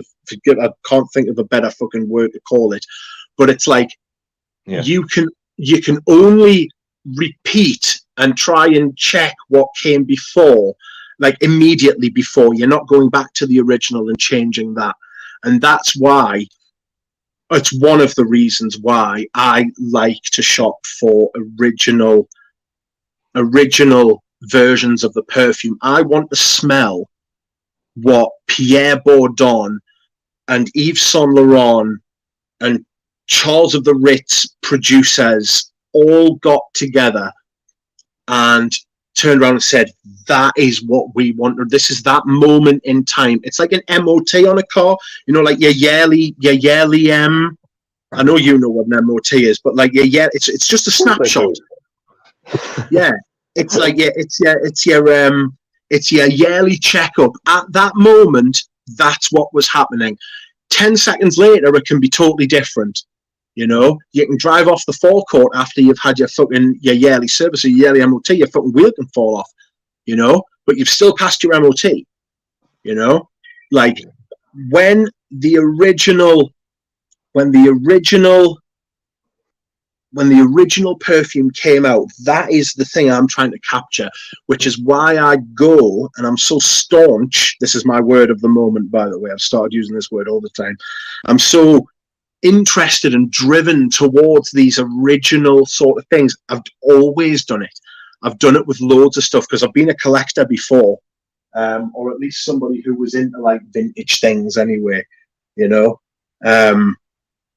I just find it just a lot of things come together for me to want to find out about originals. Perfume's a very good vehicle for that because they're out there, they're rare, and they're interesting. I have two questions for you to lead on from that because it's a really interesting thing to listen to. Okay, the first question would be, do you think if, you know, because Pierre Boiron probably still has the original formula in his book somewhere of that, you know, the original one that he gave to Charles of the Ritz, if he made that fresh using the ingredients there, do you think it would smell the same as the bottle I've got? Like, what I'm saying is, do you think maceration would have, what would you be interested to smell to see if there would be like, wow, you know what I mean? Especially in the opening. Like a time machine is basically what you say, almost like a time machine. If somebody made a fresh 100ml bottle and said that's what it smelled like when it came out on like fucking the 8th of May, 1981, I would fucking give you my left leg to smell that perfume when it came out. And I'll tell you something else about, I am almost certain it would smell different to the bottle I've got in my cupboard. Maceration is definitely a thing. And I mean maceration. By maceration, I mean like proper maceration, not like after. Do you know how perfumes, when they're released, they've got like a what the perfume houses call a sell by date sort of thing. It's basically what that is that's how long they can guarantee that perfume will be in good. That's how long they're on the hook for as far as the quality control is concerned. Yeah. You know, like say if it went off within 3 years, they would have to replace it. I'm almost certain after 42 years coming up, that bottle of Charles of the Ritz, well, we'll say 40 years, right? That bottle of Charles of the Ritz Koros I've got in there will be different, right? My experience with smelling different, because I've had a couple of decants from other people, right? And I also know where my perfume, like where certain ones of my perfume have come from, and I know. Because I'm fucking hell, I hate to do this. I'm not tooting my own horn. At this point, I've got quite like good experience of my vintage perfumes. I know what to look out for. I can take another example with the vintage Derby. That 200ml bottle of vintage Derby I've got is, I swear, it's utterly pristine. Right? There has been very little, if any, degradation of that perfume. And one of the reasons I know this, right? Well, two reasons. Well, one reason, but in two different ways. I can smell the bergamot at the top of that vintage Derby, and I can smell the mint. That is a 37, well, it's the same age as me. It's 37 years old, that bottle of perfume, right? Those two notes have no earthly right. Those two notes have held up better than I have over the last 37 years. Right, they're in better condition than I am. Like, I have not held up as well as those top notes in that perfume, and there's no earthly right. There's a lot to do. There's a lot goes into what keeps perfumes fresh and what makes them stand up. I think that Derby's held up better than the Koros, but I know that Koros was held up. That Koros has held up really well, because I know I bought it from Anoush, and I know how Anoush stores his perfumes, and I know what the Koros is supposed to smell like. I still think that Charles of the Ritz smells better than the Parfums core version. It's tighter. That's the only way I can sort of describe it to you. I think you know what I mean when I say it's tighter. It's everything is in its right place. It doesn't feel as though anything's fallen away. Yeah. It doesn't feel as though anything sort of like died off. I mean, it's maybe not as bright, but it's held up and it's still there. I've got a bottle of Chanel number 19 eau de cologne, and the top note, one of the top notes from that has died a death, and it smells a little bit varnishy. That hasn't held up very well. But I've also got the eau de toilette, right, and that is in it's not in pristine condition, but that's macerated over time, and it feels richer in some ways, and it feels a little bit less sprightly in other ways. Do you know what I mean? Yeah. I know that was a massive answer to a very succinct question. Sorry, but what was your other question? Is there any formulations of any new fragrances that you'd buy, knowing that things will, if this is how you feel and you want to smell the first formulation of something and you like it, is there any now that you'd say that you'd buy while you can, in say the last 10 years, would you get it knowing that in 40, 30 years time people will see it as like a Charles of the Ritz? Yes, I try to do that. Do you know what it is? I try to do that a lot. There are a lot of perfumes that I've done that with. A lot of the Thierry Mugler flankers, which turned out to be quite prescient because it wasn't just that they reformulated them, it's that they got rid of them completely. Just killed the line. Dior Homme, the black. I mean, I've got about 4 or 5 bottles of the Silver Stem. I know that came out like 17 years ago. I've got 4 or 5 bottles of the Silver Stem, and I've got about 4 or 5 bottles of the Black Stem. That's another perfume I don't want to be without, because that's been reformulated. Fahrenheit Absolute, that's been discontinued. The Serge Lutens, they've all been, most of them have been reformulated, and a few of them have been badly reformulated. Don't get us wrong, there are actually a few of them that have been reformulated and they've either held up well, and in the case of Vetiver Oriental, I actually think I prefer the newer version. Right, I've got 5 bottles of the Palais Royal, right, of Vetiver Oriental in the 50ml, right, because they were £50 each, man. They were fucking £50 each. I could sell each one of them for 120 quid each if I wanted to, at least. But I don't want to. That's not what I'm saying. What I'm saying is like those Serge Lutens for modern perfumes are stocked up on them, because the Grim reformulator comes for anyone, comes to everybody. It's to answer your question, yes, there are lots of perfumes I do that with. The Dior Privé collection. I won't buy any of the Dior Privé collection that doesn't have the separate CD on, because I know the reformulations were fucking diabolical. As a general rule, I was so disgusted. Dior was probably my favorite house until about 2017. I have a love affair of Dior. It was Dior Fahrenheit got me in. I remember my mother wearing J'adore, Eau Sauvage for my grandfather. There's been, they've always been in my life. But these I don't own one of the Dior Privés, and I don't think I want to. There's nothing in me. I think, oh, I want to own one of those. That's just me personally. I'm not saying that there's nothing, but to be honest, I get a headache looking at them. All that, they almost look like lava lamps, all these different colored bottles. Yes. It's giant. And I just look, I think, ugh. I don't know what it is.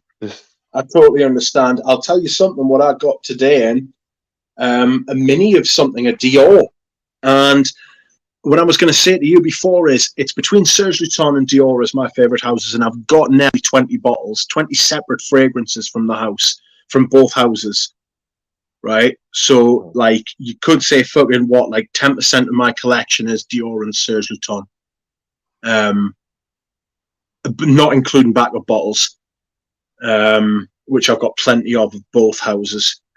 But what arrived, sorry, and it wasn't today, it was yesterday, is a mini of something absolutely bonkers, right? And it's really, really difficult to find. But I think quite a few people in here will have heard of it. And I don't know if you can see that, but it is Eau Sauvage Fraîcheur Cuir. It's a fresh leather. It's a fresh leather version of Eau Sauvage. Oh wow! I have smelled this. I have put this on the back of my hand, and I can tell you, it is. You know how it's really top heavy Eau Sauvage. Yeah. Right. It's got that. It's got that pristine. It's much nicer than the latest. But the latest version hasn't held up well. Sorry if anybody thinks it has. For me, I've got a late 80s, early 90s bottle, and it's much nicer than the latest version. This is from around that time period, and it's really held up absolutely gloriously. It is a little 10 mil. It doesn't tell you. It's a little 10 mil of Eau Sauvage Fraîcheur Cuir, and it's fucking stunning. There's absolutely no way that can you imagine just Sorry? I thought you had really big hands. I never realized it was 10 mil. Yeah, I actually do have really big hands, so it looks even smaller than it is. But it's got a brown label, right? And I've seen a bottle here and there, and I thought I don't want to buy that because you know Eau Sauvage, and you smell it, and you think, well, I know Eau Sauvage. Why would you want to put a bloody leather note in Eau Sauvage? Like, it has no business, has no earthly business being there. You're sitting thinking to yourself, what is your game? Why are you like this? Why have you dumped a leather note in here? And yet, when I have put some of this on the back of my hand, it just fucking works. And that's the magic of perfumers. Not necessarily perfume, but perfumers. They can just make shit like this work.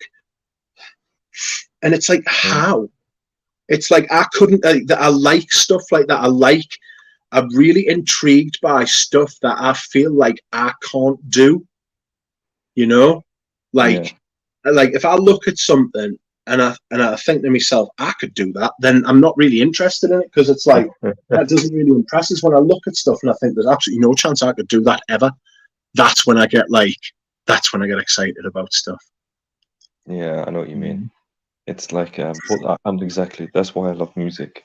I mean, I can play banjo, guitar, piano, but I really appreciate, professional musicians, because I see the time and dedication and the things they do. Do you know what I mean? That's why I love. I think there's always that thing you love. It's always something almost you aspire that you wish you could have, but you can't. Yeah.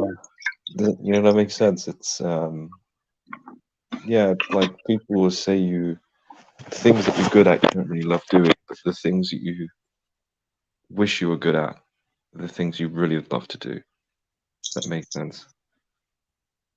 Yeah. Yeah. Like, totally. You have people, I wish I was a painter or something, but they can't paint. Yes. Or even I wish I was better at math. No, you're absolutely spot on. It's like it's stuff that you just absolutely drawn to, but you feel like you're on the opposite side of the spectrum. It's like, I love art, but I can't draw, paint, or fucking think in that kind of way. It's one of the reasons it draws you in. Yeah. And you don't have to be good at something to appreciate it. That's the beauty of it, If you love art, you don't have to be an artist. Yes. Roger Graves says, Rich says that it's still okay to get new Antaeus, although not quite as good. So going to try it. It is. Chanel, this is one of the things I was going to say about reformulation. I've said this before, I'll say it again. Houses that have in-house perfumers always do better reformulations. This is one of the things that informed my conspiracy theory about perfumers like newbies and like newly qualified and like no reputation perfumers always get given reformulations to do, because it's considered easier work, because the perfume's already made. You've just got to remake it somehow. It doesn't have to be one-to-one. It doesn't have to be perfect. Just make something that smells, that resembles it, In-house perfumers always do better reformulations because they're working on their own work, and they have a vested interest in the perfume because it's their perfume. You know, they have a vested interest in that perfume smelling as good as possible. You know what I mean? Talking about the Chanel ones, you know, I sent you the video. For me, it's now in Hall of Fame. One of the best reviews I've ever seen was that Jacob review of 31 Rue Cambon, which is an amazing review. I was actually, if I was a perfume reviewer myself with a channel, whatever, I would watch that and give up personally.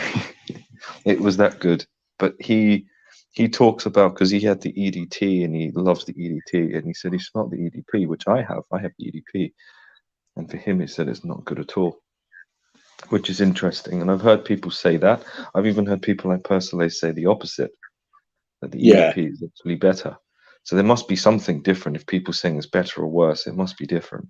And I have smelt the EDT, and it definitely is. I never got to smell the dry down, but the opening is much brighter. There is a brightness and a clarity to it, and the opening of the EDP feels a bit. It's like, imagine a really beautiful lady walks to you all gracefully, and then another lady, the same lady, comes, but instead of walking to you nicely and, you know, strutting a thing, she just literally just runs into you. If that makes sense, it's the difference. It's like a bit of a mess. It's just boom. Clumsy. But yeah, I do recommend people watch that review just for the sake of just entertainment. Jacob's 31 Rue Cambon review. It is good. Yes, Jacob's reviews of perfume from about 7 or 8 years ago put me onto so many different things that I'd never experienced and tried before when I started getting into vintage stuff and that. And he's got a lot of factice.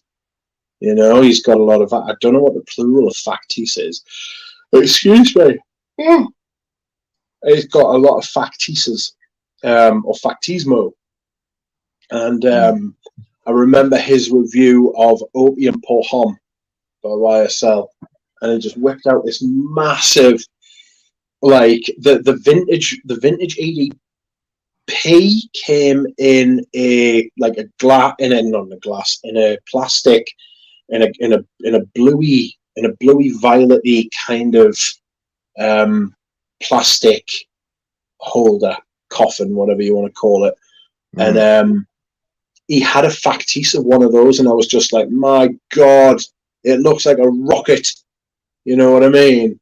I was like, that's amazing. And I was like, I just want one, you know? And it was those old reviews, like not just Jacobs though. I'm not just talking about Jacobs, but like reviews from that time. The fragrance community was a very different place. You know, it was smaller than what it is now, but it felt more like a community. It doesn't feel like a community anymore. There are corners of the community where it feels like a community. Like my channel, this feels like a community to me. But I suppose it would do. I mean, there are people who come in here, like, I don't want to say every stream, but they're regulars, you know? I don't want anybody to feel as though they have to fucking turn up for every stream. There are some people who attend more often than others. There are some people who attend less often than others, but there are regulars, you know? And it's like, this is like now, it feels as though now they're more like personal regulars rather than they are community regulars, you know? There are some people, like, everybody used to watch everybody else's channel, you know? Like, I would go that, but now it's like some people, and whether that's because the community is so much bigger now and you can't keep up. I mean, that's probably a fact of it. Like you just can't keep up with everybody. But the days where you would see everybody from everybody else's channel go to everyone else's channel to watch video, those days are very much gone. You know, and it's a shame. It feels as though it's like paradise lost. You know. But there's good sides to it, I suppose. No, there is. You're right as well. Yeah. The channel has a sense of community. Like, I know it seems like everything gets bigger, expensive, but you find the people that you associate with will move with you to some place, and you know it's not the end of the world. You know. No, you're spot on. Like it's. I've said this. I've said this a few times. I've said this to you away from the streams as well. It's like I'd rather not have another subscriber subscribe and keep the ones that I've got and just have the community than grow the channel to like 6 figures, 7 figures, like 100,000, 1 million subscribers, and not know who the people are, and not just that, but have people who aren't as interested as what I'm interested in. You know, like I would rather find the right people than the most people, and I feel like there are other people out there in what we now call the fragrance community who are just the opposite of that. The growth at all costs, more, and it doesn't matter who you grab, it doesn't matter how you get them. It's just you want more. And I think that's not. I just don't think that's a like. I don't think it's good for the people who are doing it. I don't think it's for the people who are subscribing, like the consumers. I don't think it's good for the creators. I don't think it's good for the consumers. And it's. I would much rather grow like 10 subscribers a week than like 1,000, because at that point it becomes impersonal.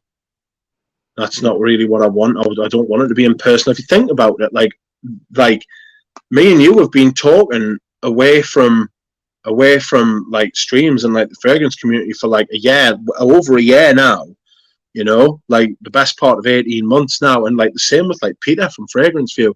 Like some of my like real good friends, Eugene, have come from the fragrance community. Like seriously, I'm much closer to like some people like you, Peter, Eugene, Thomas, Galen, and others as well. Sorry, I'm forgetting people. Like much closer to some of these people than I am like the people who I've known for years in real life. You know, and it's an amazing thing. Like you say, it's there are good sides to it, like spreading as well. You know, I'm not just trying to like bag on the fucking community and say that it's like it's all shit, because it's not. Yeah. It's almost like a sieve, and you find people that you have not just. It starts off. I mean, all of us here are here because of perfume. I mean, there's not someone here who probably doesn't like perfume or is curious about it. That's first, and then you find a reviewer or people that you know they may not necessarily the perfumes you like, but you kind of get their vibe and who they are and how they talk, and then there'd be a couple in there that you would get along with more, and then you know you find friends. I think it's the one good thing about the internet is it can connect people in ways that we couldn't do before. Because you know, like if you live in a small town like somewhere in Ireland, you're limiting yourself. You have to be your friends with people, and you really think, oh God, what a dick. But you have to be friends with them because it's someone's cousin's friend's son's brother's sister. But you know, when you're opened up to the internet, or even just, I mean, it's almost like going to live in a city. You're opening yourself up to more people. Yeah. In a way, you know, you can actually find your friends. Yeah. No, I agree. And you know what? The one thing I'd say is perfume for me, in a weird way, what I've realized is it's not necessarily all about the perfume itself. It's the people I've met and got to talk to and got to know. Not just even on live streams at work, outside of it, here with you lot, talking to you. The people you get to meet. For me, that's almost the most rewarding part of it, of loving perfume. Yeah. You know what I mean? When you come into a place with lots of like-minded people, you know, you've all got something in common. There's a common purpose. You've all got a purpose that is the same, and you've all got like it's like a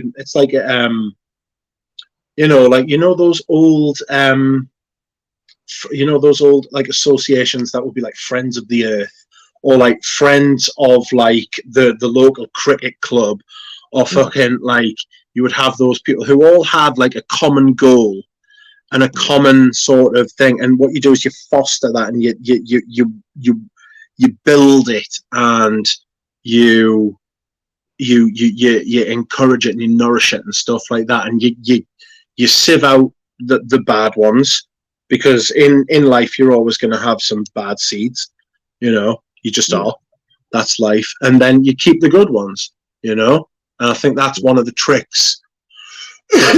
Excuse me, that's one of the tricks to making like a community work and stuff like that. If somebody's just there to call shit and be a bastard and ruin it for everybody else because they're fucked in the head themselves, then you need to be casting those people aside. But at the same time, you need to be tolerant and like fucking help and want to help.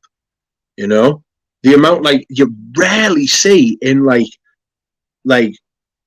in my streams and in Eugene's streams and in other people's streams. This is one of the problems with getting bigger. One of the problems with getting a bigger channel is it attracts more people, and the more people you attract, the more chance of there being complete dickheads. You know what I mean? And one of the best things about it being a small channel is that everybody kind of knows each other. Everybody sort of knows what each other's personalities are, what to say, what not to say, how to say things. People know that even if somebody does say something bad, it can be out of character, so something must be wrong, or that something is like, it's not like that you can forgive anybody a mistake. People can make mistakes.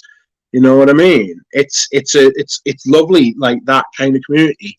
You know what I mean? And it's something that I've like as I've got older, and it's like as this channel is like fostered. Like I was saying the same thing to Ramsey.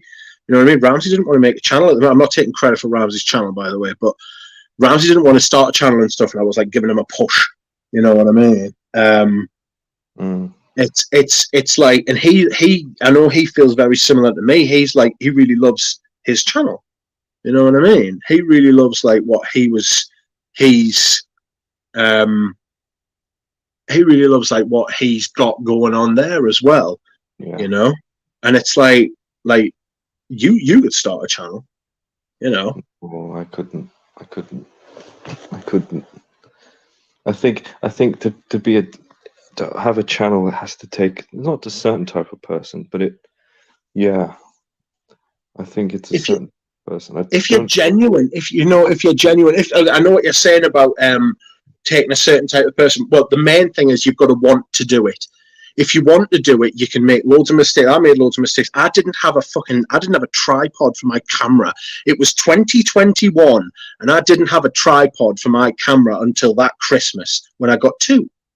I got one off Richie J and one off Audrey Jane, and I've used them both.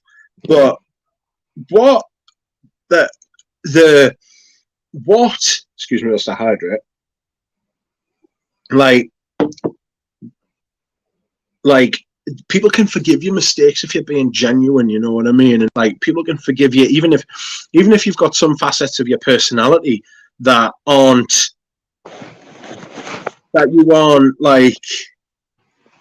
you aren't overly proud of yourself as well. Like, I mean, Eugene wouldn't mind us saying this. You 3, 4, 5 years ago, Eugene wasn't like the most pleasant. He wasn't like, he felt like he was like, he's had troubles, and he's changed. And the reason people have stuck with him, right, is because they can see he's genuine about wanting to be better and different, and how he's owned up to his mistakes, and how he hasn't tried to hide, and he's been out there, and people admire that in him. People invested in him for that. And it's like people can forgive you genuine mistakes, as long as you can recognize them as well, and they can see that there's hope for you, and then you'll find that people will be attracted to that. Nobody's perfect. Oh, yeah. Yeah, I know what you mean.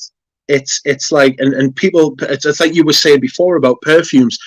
Don't try to make the perfect perfume, because it doesn't exist, and what'll happen is it'll end up running away from you, and you'll chase something that isn't you'll chase something that isn't attainable.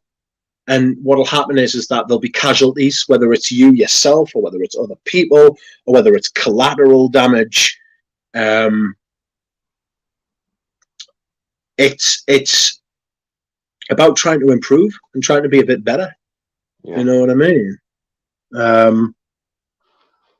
Yeah, I know what you mean. I know what you mean. And I think the thing of a channel as well is there is a commitment there as well. You know, you have to be in the right place in every not like I'm not making it like it's bigger than it is, because I know it's just literally just sitting in front of a camera talking, but you have to be prepared. Like, I'm going to do this. Does it make Yeah. sense? And I don't feel like I'm at the moment. I think I'm in the place to go, I'm going to do this. No, it's Yeah. you know what I mean. I'd have to feel like I'm really giving something. Does that make sense?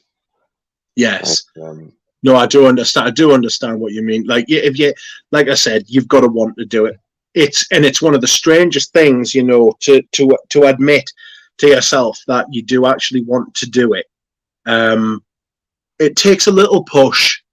I remember I was determined never to go on a stream. Like Galen said once, it was like Rich Mitch on that stream I went on. The first time I went on stream with Galen, Thomas, and Eugene. It was on one of Eugene's streams. Yes, and I turned up once and I was like, I'm only coming on for 5 minutes, and they've never got rid of us since. And that's Galen said exactly the same thing. It's like you're like, and it's good. Like, we're joking and like having a laugh and that, you know what I mean? Like, laugh about it because it's true. It's funny. But it's like you enjoy it or you don't, and it's for you or it's not. Now, Eugene is always here. Hello. It's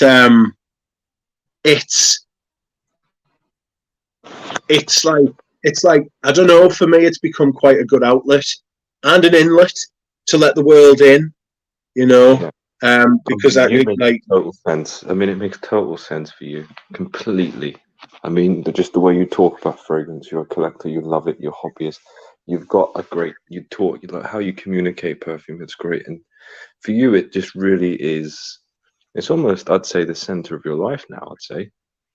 Yes, it's something that I've got because of the circumstances around me, health, and the fact that I've got my age. It was the right thing at the right place at the right time. Everything just sort of came together, and the channel's a very good outlet for that. I love the sense of community. I love the sense of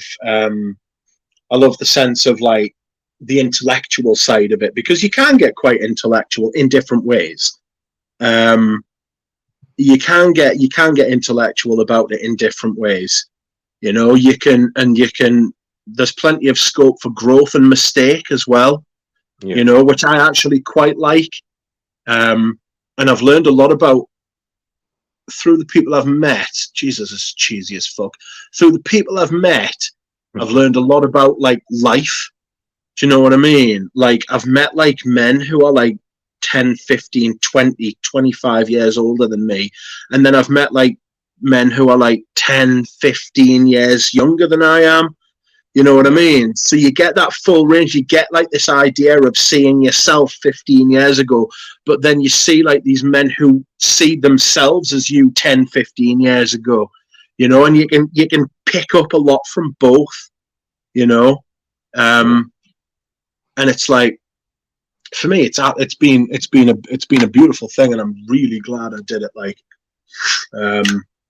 but it's not for everybody. It's not the way that everybody is, you know. Yeah, but I mean, it makes so much sense for you. You are really good at this.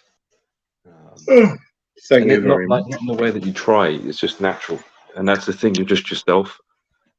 Yeah, yeah. You can tell people that I'm basically the same way off screen, like.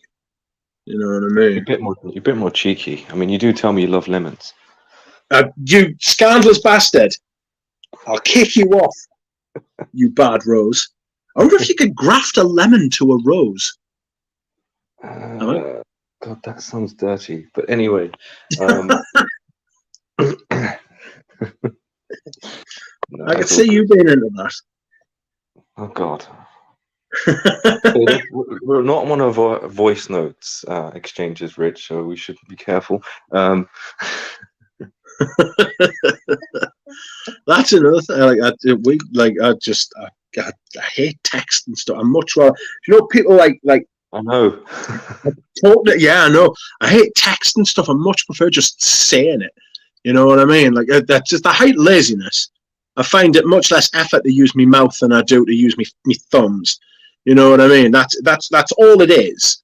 And it's like I hear some people write scripts for their videos and stuff, and I'm like, oh, I'll have a little think about what I'm going to talk about. I'll wait a while my subconscious sort of cultivates what I want to say, and then I'll just fucking say it.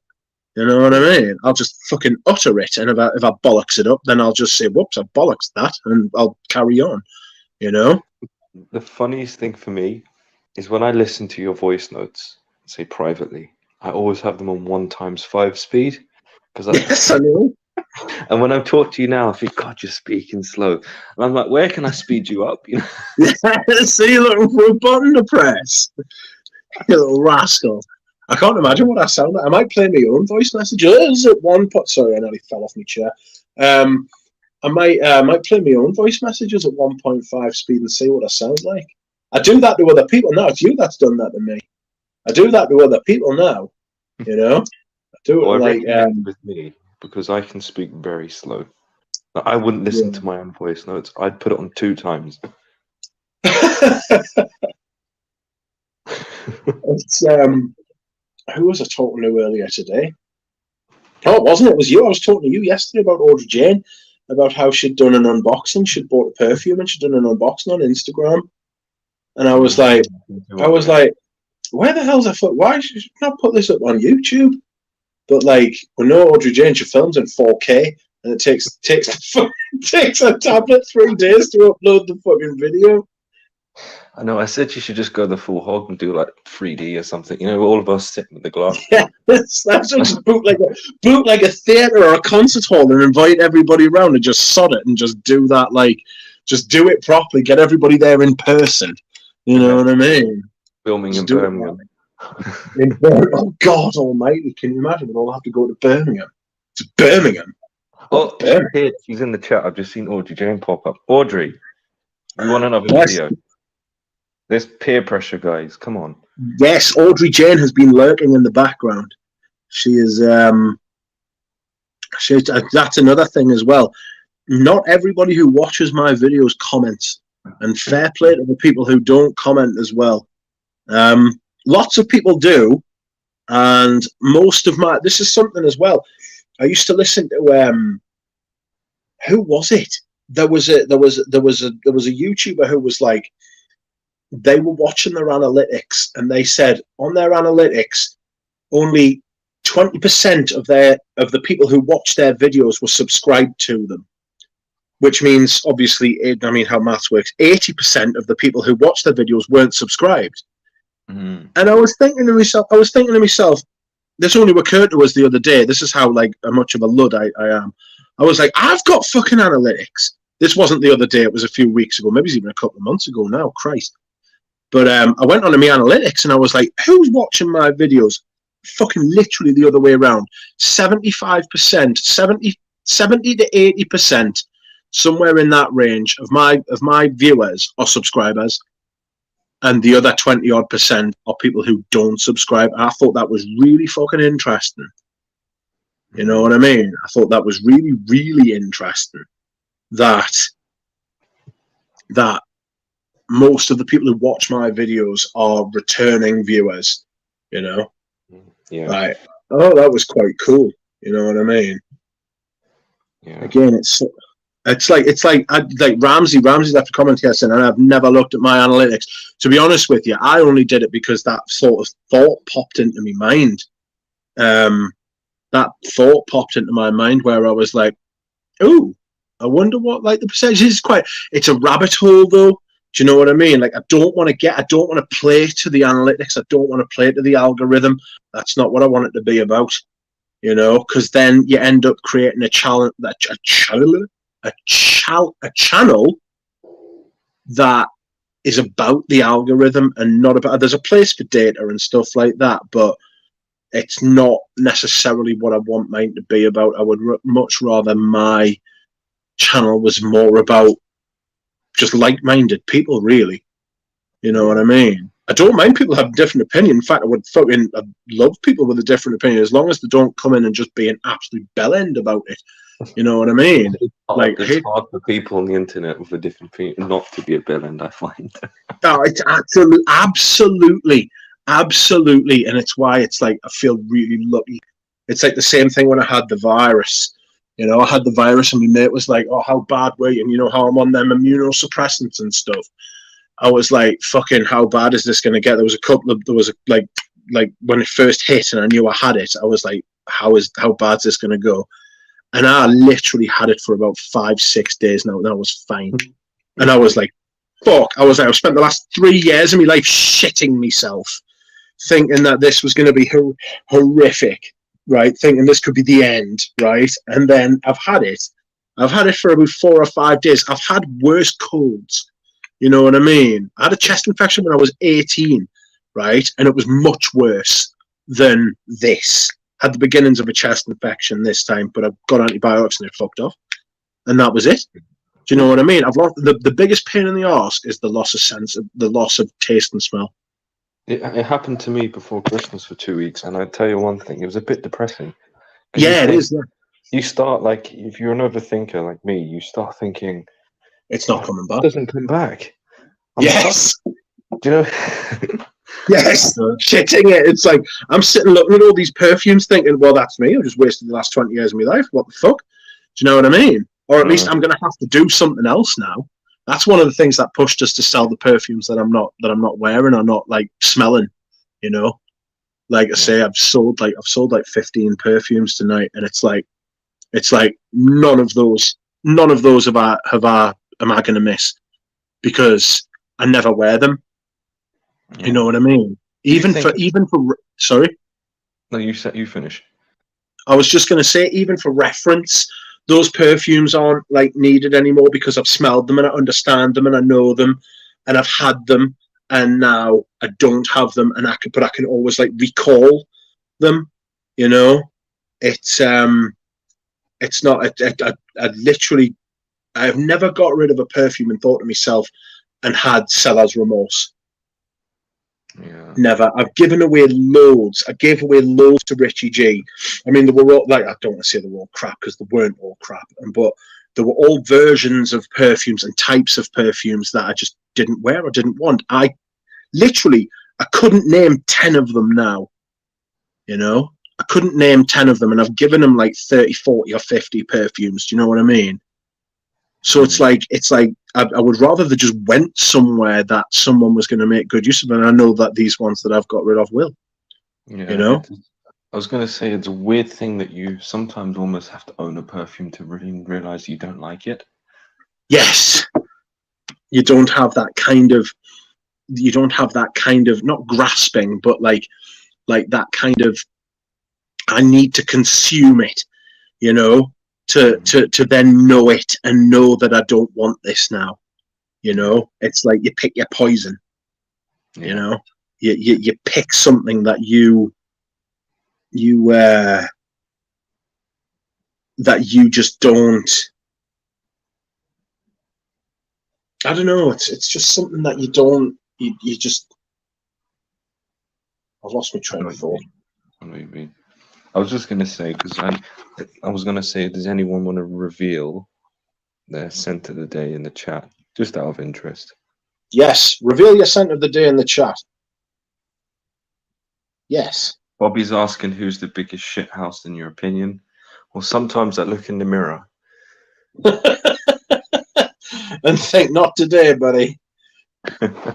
not today. I know who I it's been a lovely stream. I'm not gonna spoil it by naming shithouses. That'll be for another stream. It's okay, Rich. You can just agree with me. It's fine. Well, you know, I didn't want to like, you know, point and poke the finger and shit like that, you know. But I think we all know who the biggest shithouse is. Jura Rose.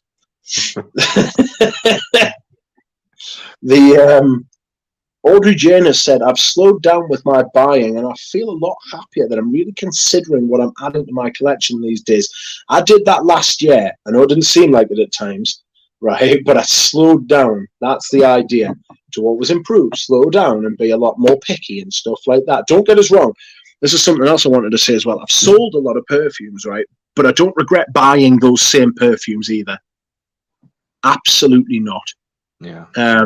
I am glad I have owned and got to know and improved my knowledge for every single perfume that I've had, right? Even the ones I fucking hated and had to get rid of instantly, right? I'm glad I have, and there haven't been many of those in the last couple of years. Before that, there were quite a few, but especially the vintage ones, because if you feel like you've learned something, you've taken something from them, they've given to you, and now that you've got what you want, it feels like you're like moving them on to, like, I don't know, it sounds quite fucking like kumbaya, doesn't it? You know what I mean? But they're going back into the ecosystem, and I'm not necessarily looking to make money off them. You know, I just want them to. I want them to be in a better, like, you know, where they're going to be appreciated instead of sitting in my fucking cupboard. Whereas I can say something like, all the backups of Balenciaga Pour Homme are staying in that fucking cupboard because I'm going to go through them. You know what I mean? I have to say this, knowing you, like, I know people might think you just keep getting all these fragrances, but you actually get rid of a lot of things you don't like. Like, you're almost swapping in a lot of your. What I tend to do. Sorry, go on. Yeah, you're not one of these people that at all that just wants to just get everything, and it's just sitting there collecting dust. You're quite happy to, if you feel like it's not for you, you'll get rid of it. Yeah. What I've been doing recently is I've been selling lots of lesser fragrances that well, I say lesser fragrances that are lesser to me. You know, like, I've sold some stuff tonight that is as rare as hen's teeth, and a lot of people would fucking kill to own, right? Yeah. But to me, I don't like them or wear them, so they're going, right? And then I use them, and I will build up. I will use that to build a fund to buy, like I did with the Cuir de Russie by Chanel. I sold quite a few perfumes, so there was no new money that went in. It was money that I'd already spent that I literally just like moved it round and sold like 4 fragrances and replaced it with 1. You know, that is exactly what I'm saying. Shrinking the collection and making it better. And it is possible to do that. Audrey Jane's comment about slowing down and then being much more like discretionary about what you buy, and like thinking about it for longer, and thinking like, well, there could be like a hole, not hole in the collection, but there could be like, I want this and I want this for this reason. But the beauty of it is, right, like curating curating a collection, you can always change your mind. You know, you don't have to be like when I bought that new Harlem, right?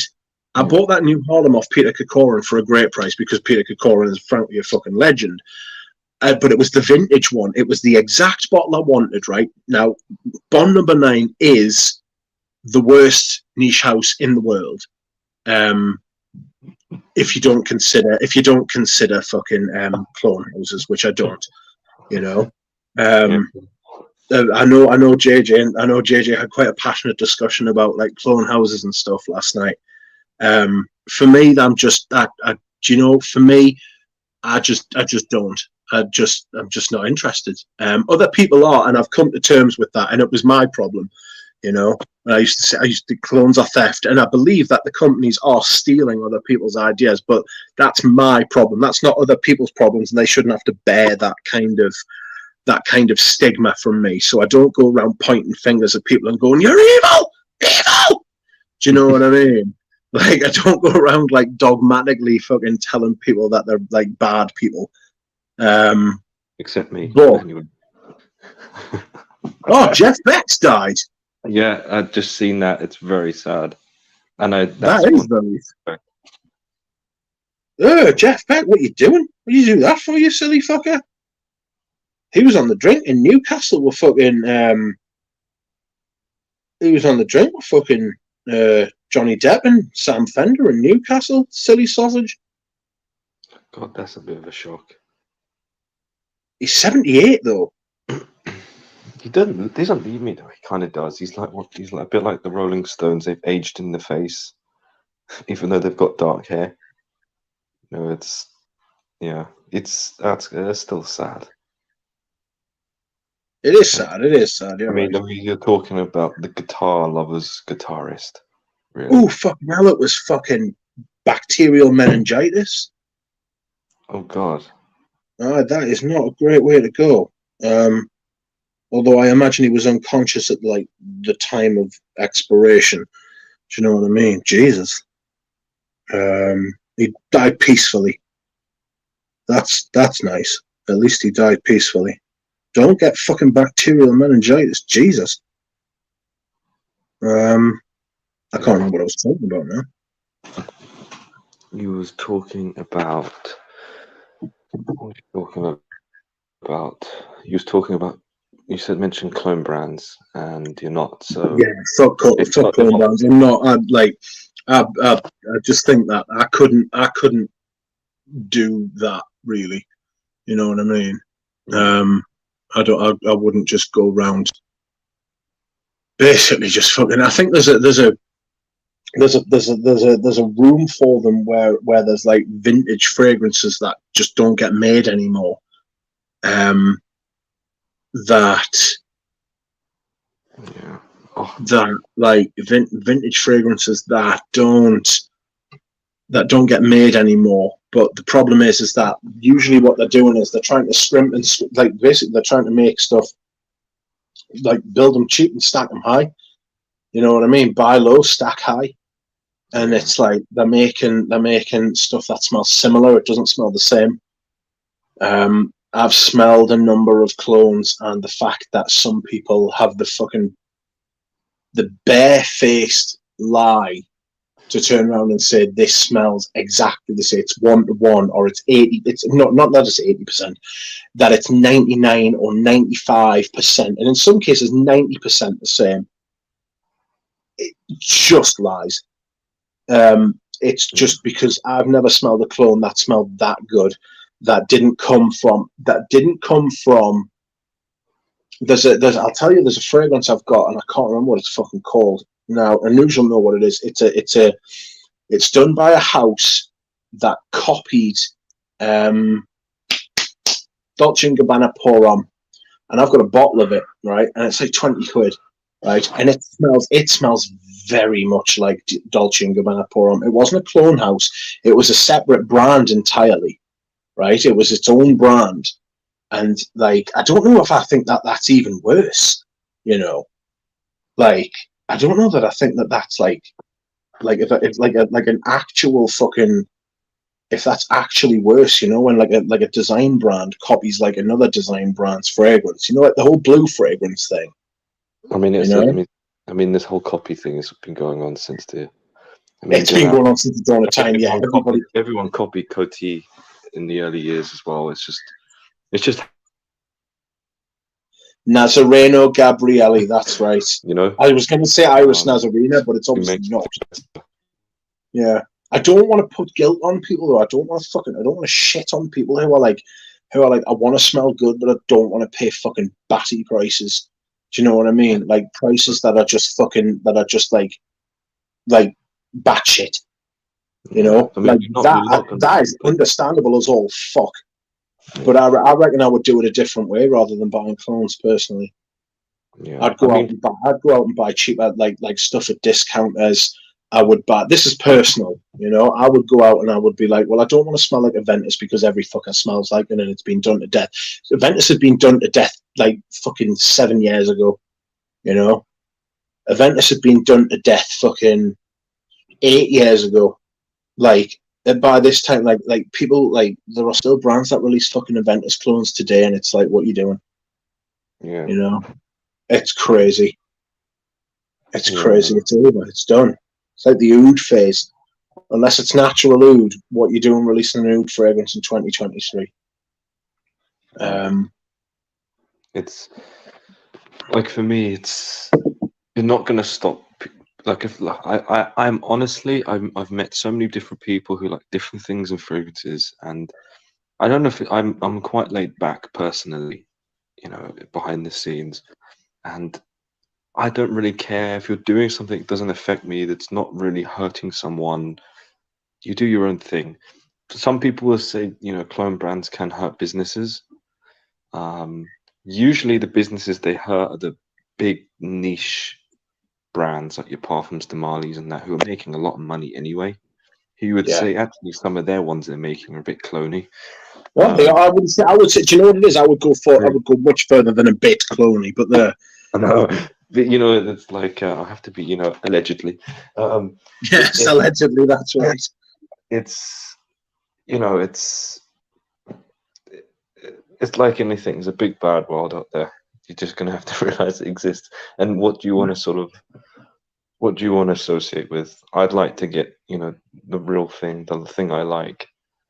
If I can't afford it at the time, you wait, you be patient until you have the money, and then you get it.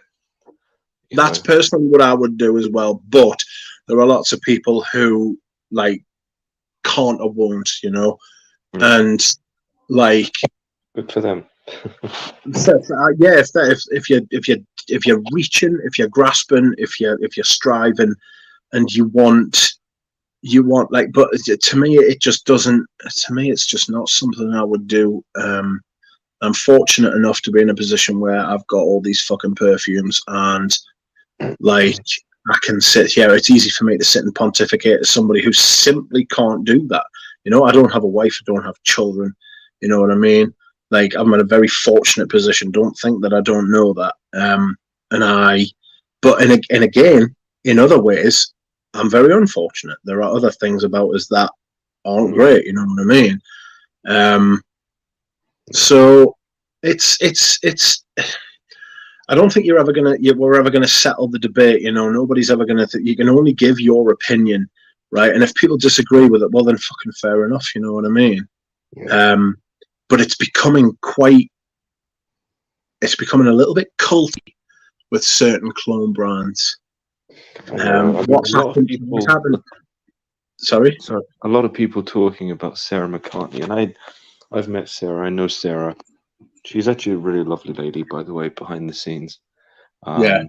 I don't know what's happened, but apparently the Jura or someone have. Yeah, that's what I was going to talk about. Yeah, like this sort of cult have got to her, and she doesn't like them, calls them junkies. I don't know what's happened. But everyone's going to have an opinion.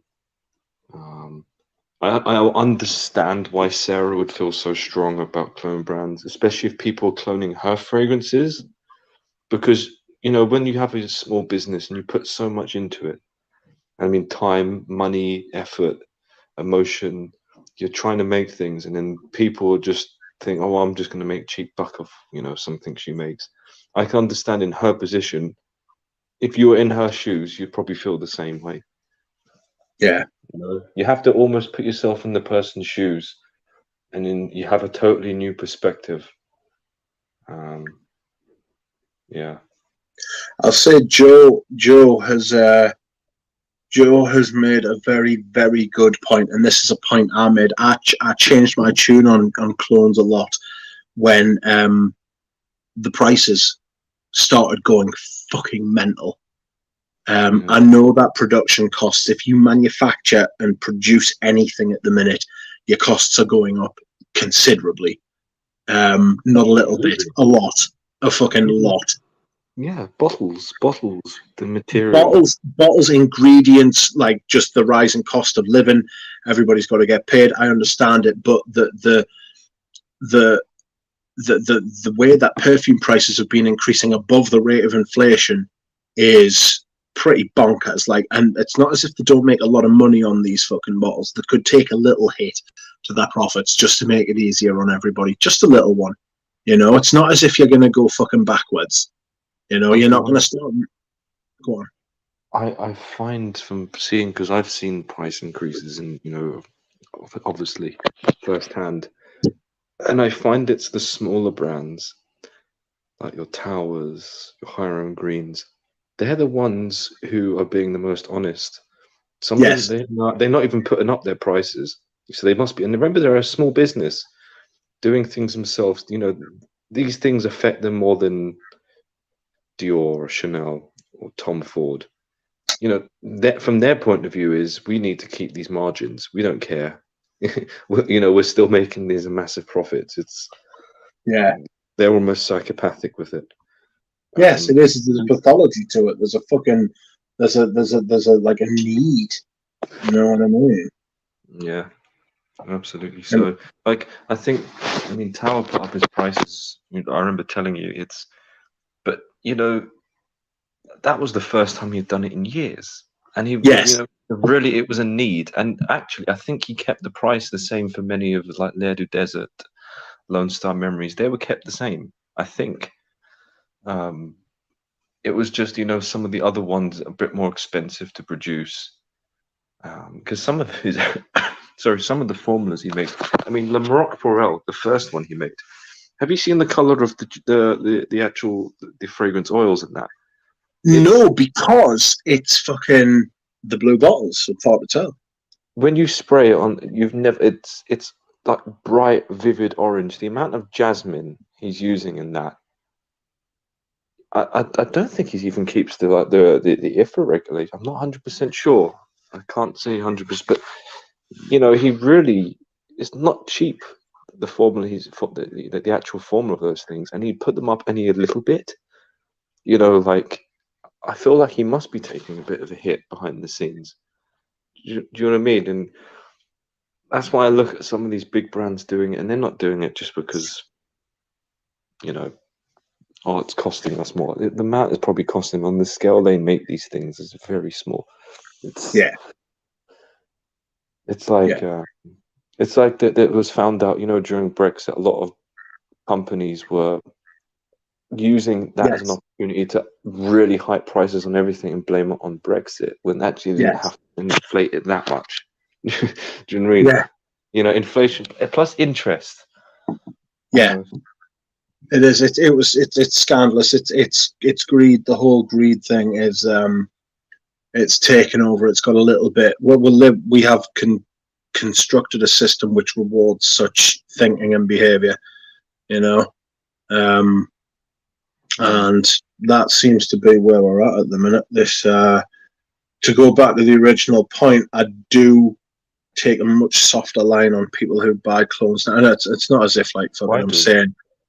Yeah, I'd take a lot softer. Like, I'm not as judgmental. And to be fair, I should have done that anyway because being a bit of a dick. But it's like the price that these companies to bring it on them. I've got no sympathy for the companies that are being ripped off, or who are being copied or cloned, because their fucking prices are outrageous. Their prices, like YSL, fucking. I mean, they're not the worst. Chanel, Dior, especially Dior, Louis Vuitton, all these companies that are getting fucking ripped off. I've got zero. Creed are probably the worst. Sorry, I've said fucking YSL. The Creed price increases over the last 3 to 5 years have been absolutely despicable. Because what's happened is as well, not only have they shrank the size of their bottles, they've increased their prices while they've done it, and their perfumes have got worse. Right. Their perfumes have got worse. The batch, did you know the batch variation thing isn't a batch variation? It's them reformulating the perfume once or twice a year. Sorry, Rich, I can tell you this. When you're like, you'd have to be doing some serious, I don't know, kung fu weird crap in, the compounding house to have these massive batch variations. Yes. Definitely. It's done on purpose. You can't just have this and make, because all the ingredients change. You have not putting enough jasmine in there for people to realize the difference. Yeah. Put it that way. It's it just doesn't make they're, sense. They're fiddling well, I say that allegedly. They're not fiddling the books. What they're doing is, what it looks like to me now, if I look back, sorry for cutting you off, what it looks like to me now, looking back, is that they were in talks with BlackRock to sell the company for a while. Okay, and what Olivier Creed did, because now we know he's one of the most cynical people who fucking exists, right, is that he has reformulated the perfumes constantly to increase the margins to make the company look like it's worth more than it actually is. Like, he's hot-shotted it, right? He's basically said, look how much our profits are growing every year. You should be giving me 700 million. And then the next year he said, no, actually the price is going up to 800 million. because the profits are going up. And then the next year he said, hold on a minute, my profits are up again. I want $1 billion. And that's when he's cashed out, because he knows he can't string them along any further. If you've ever smelled that is it wildflowers or windflowers? Right? The fucking state of it. It is poverty. It is poverty perfume. It smells like a clone. And I know for a fact that a lot of Creed's sales associates were absolutely disgusted by it. And apparently as well, they've been retrained on their method for selling perfumes, and they've followed the 11 steps to retail or something, or 7 steps to retail, about how to sell and push. Instead of what Creed's patter used to be, was that they knew their fragrances and ingredients were brilliant, and what they would do is that they would spray people with them, right?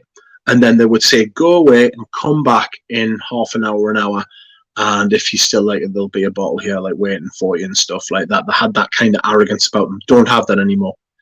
It's hard, late capitalism, push, you know, close, and they're just gonna fuck the brand, because what's happened is Creed's become a status symbol now. You know what you're wearing, Creed, and when the average punter says, I'm wearing Creed, what they mean is they're wearing Aventus. A lot of people think that Aventus is just called Creed. Yes, I've had that personally in the shop. Like you ask what I wear Creed. I'm like, okay, that's Aventus. Yes, that's what you mean. You're wearing Aventus. Yeah. Right. The time is we've gone well over 2 hours because we've been having a great time. But I feel like I must dehydrate, and now is the time for me to also pack it in because my throat's starting to hurt. So, yeah, we've talked a lot. Jura Rose, thank you very much for coming on, mate. I appreciate it greatly. I've been looking forward to this stream. You will have to come on again. The people have been enamored with you. I've had huge fucking viewership, which I must admit I did notice was going up when you were speaking and coming down when I was speaking. So I'm not overly impressed. I'm not overly impressed. I'm only joking, but it did go up. It did go up when you were speaking, which I thought was fucking outrageous. So you will have to come back on and get me those sweet numbers, bitch. Oh, I'm now your sort of analytic machine, aren't I? Yes, that's right. I'm gonna squeeze you till the fucking pip squeak. You know what I mean? Get those sweet viewerships. But yes, thank you very much. Thank you to everybody in the chat. Thank you to everybody who has commented and not commented. Thank you to those who have liked the stream for Jura Rose. Jura Rose will be back. Sorry? I liked it for myself. You liked it for yourself, did you? Can you like your own fucking content? Can you like your own content? You've got to be able to like your own content, surely. I didn't realize until like a couple of years ago that you could like your own comments, right? Really? Like you could you could thumb up your own comments, and then I realized there was loads of people in like all these different chats on like videos I was watching, and they had like 1 thumbs up, and I was like, you have liked your own comment. I thought, you little bastards. But anyway, so obviously I've started doing it. Fucking, just set it off a little bit. But anyway, thank you everybody for watching. You are very kind. I need to learn how to turn this stream off. Aha, there it is. Right. Oh, thank you, Thanks, everybody. Thank you. And thank you, Jura Rose, for coming on. You will be back, won't you? Of course. Yes, of course. Yeah. Thanks. I will see you all again. Goodbye. Say goodbye, Jura Rose. Adios, amigos.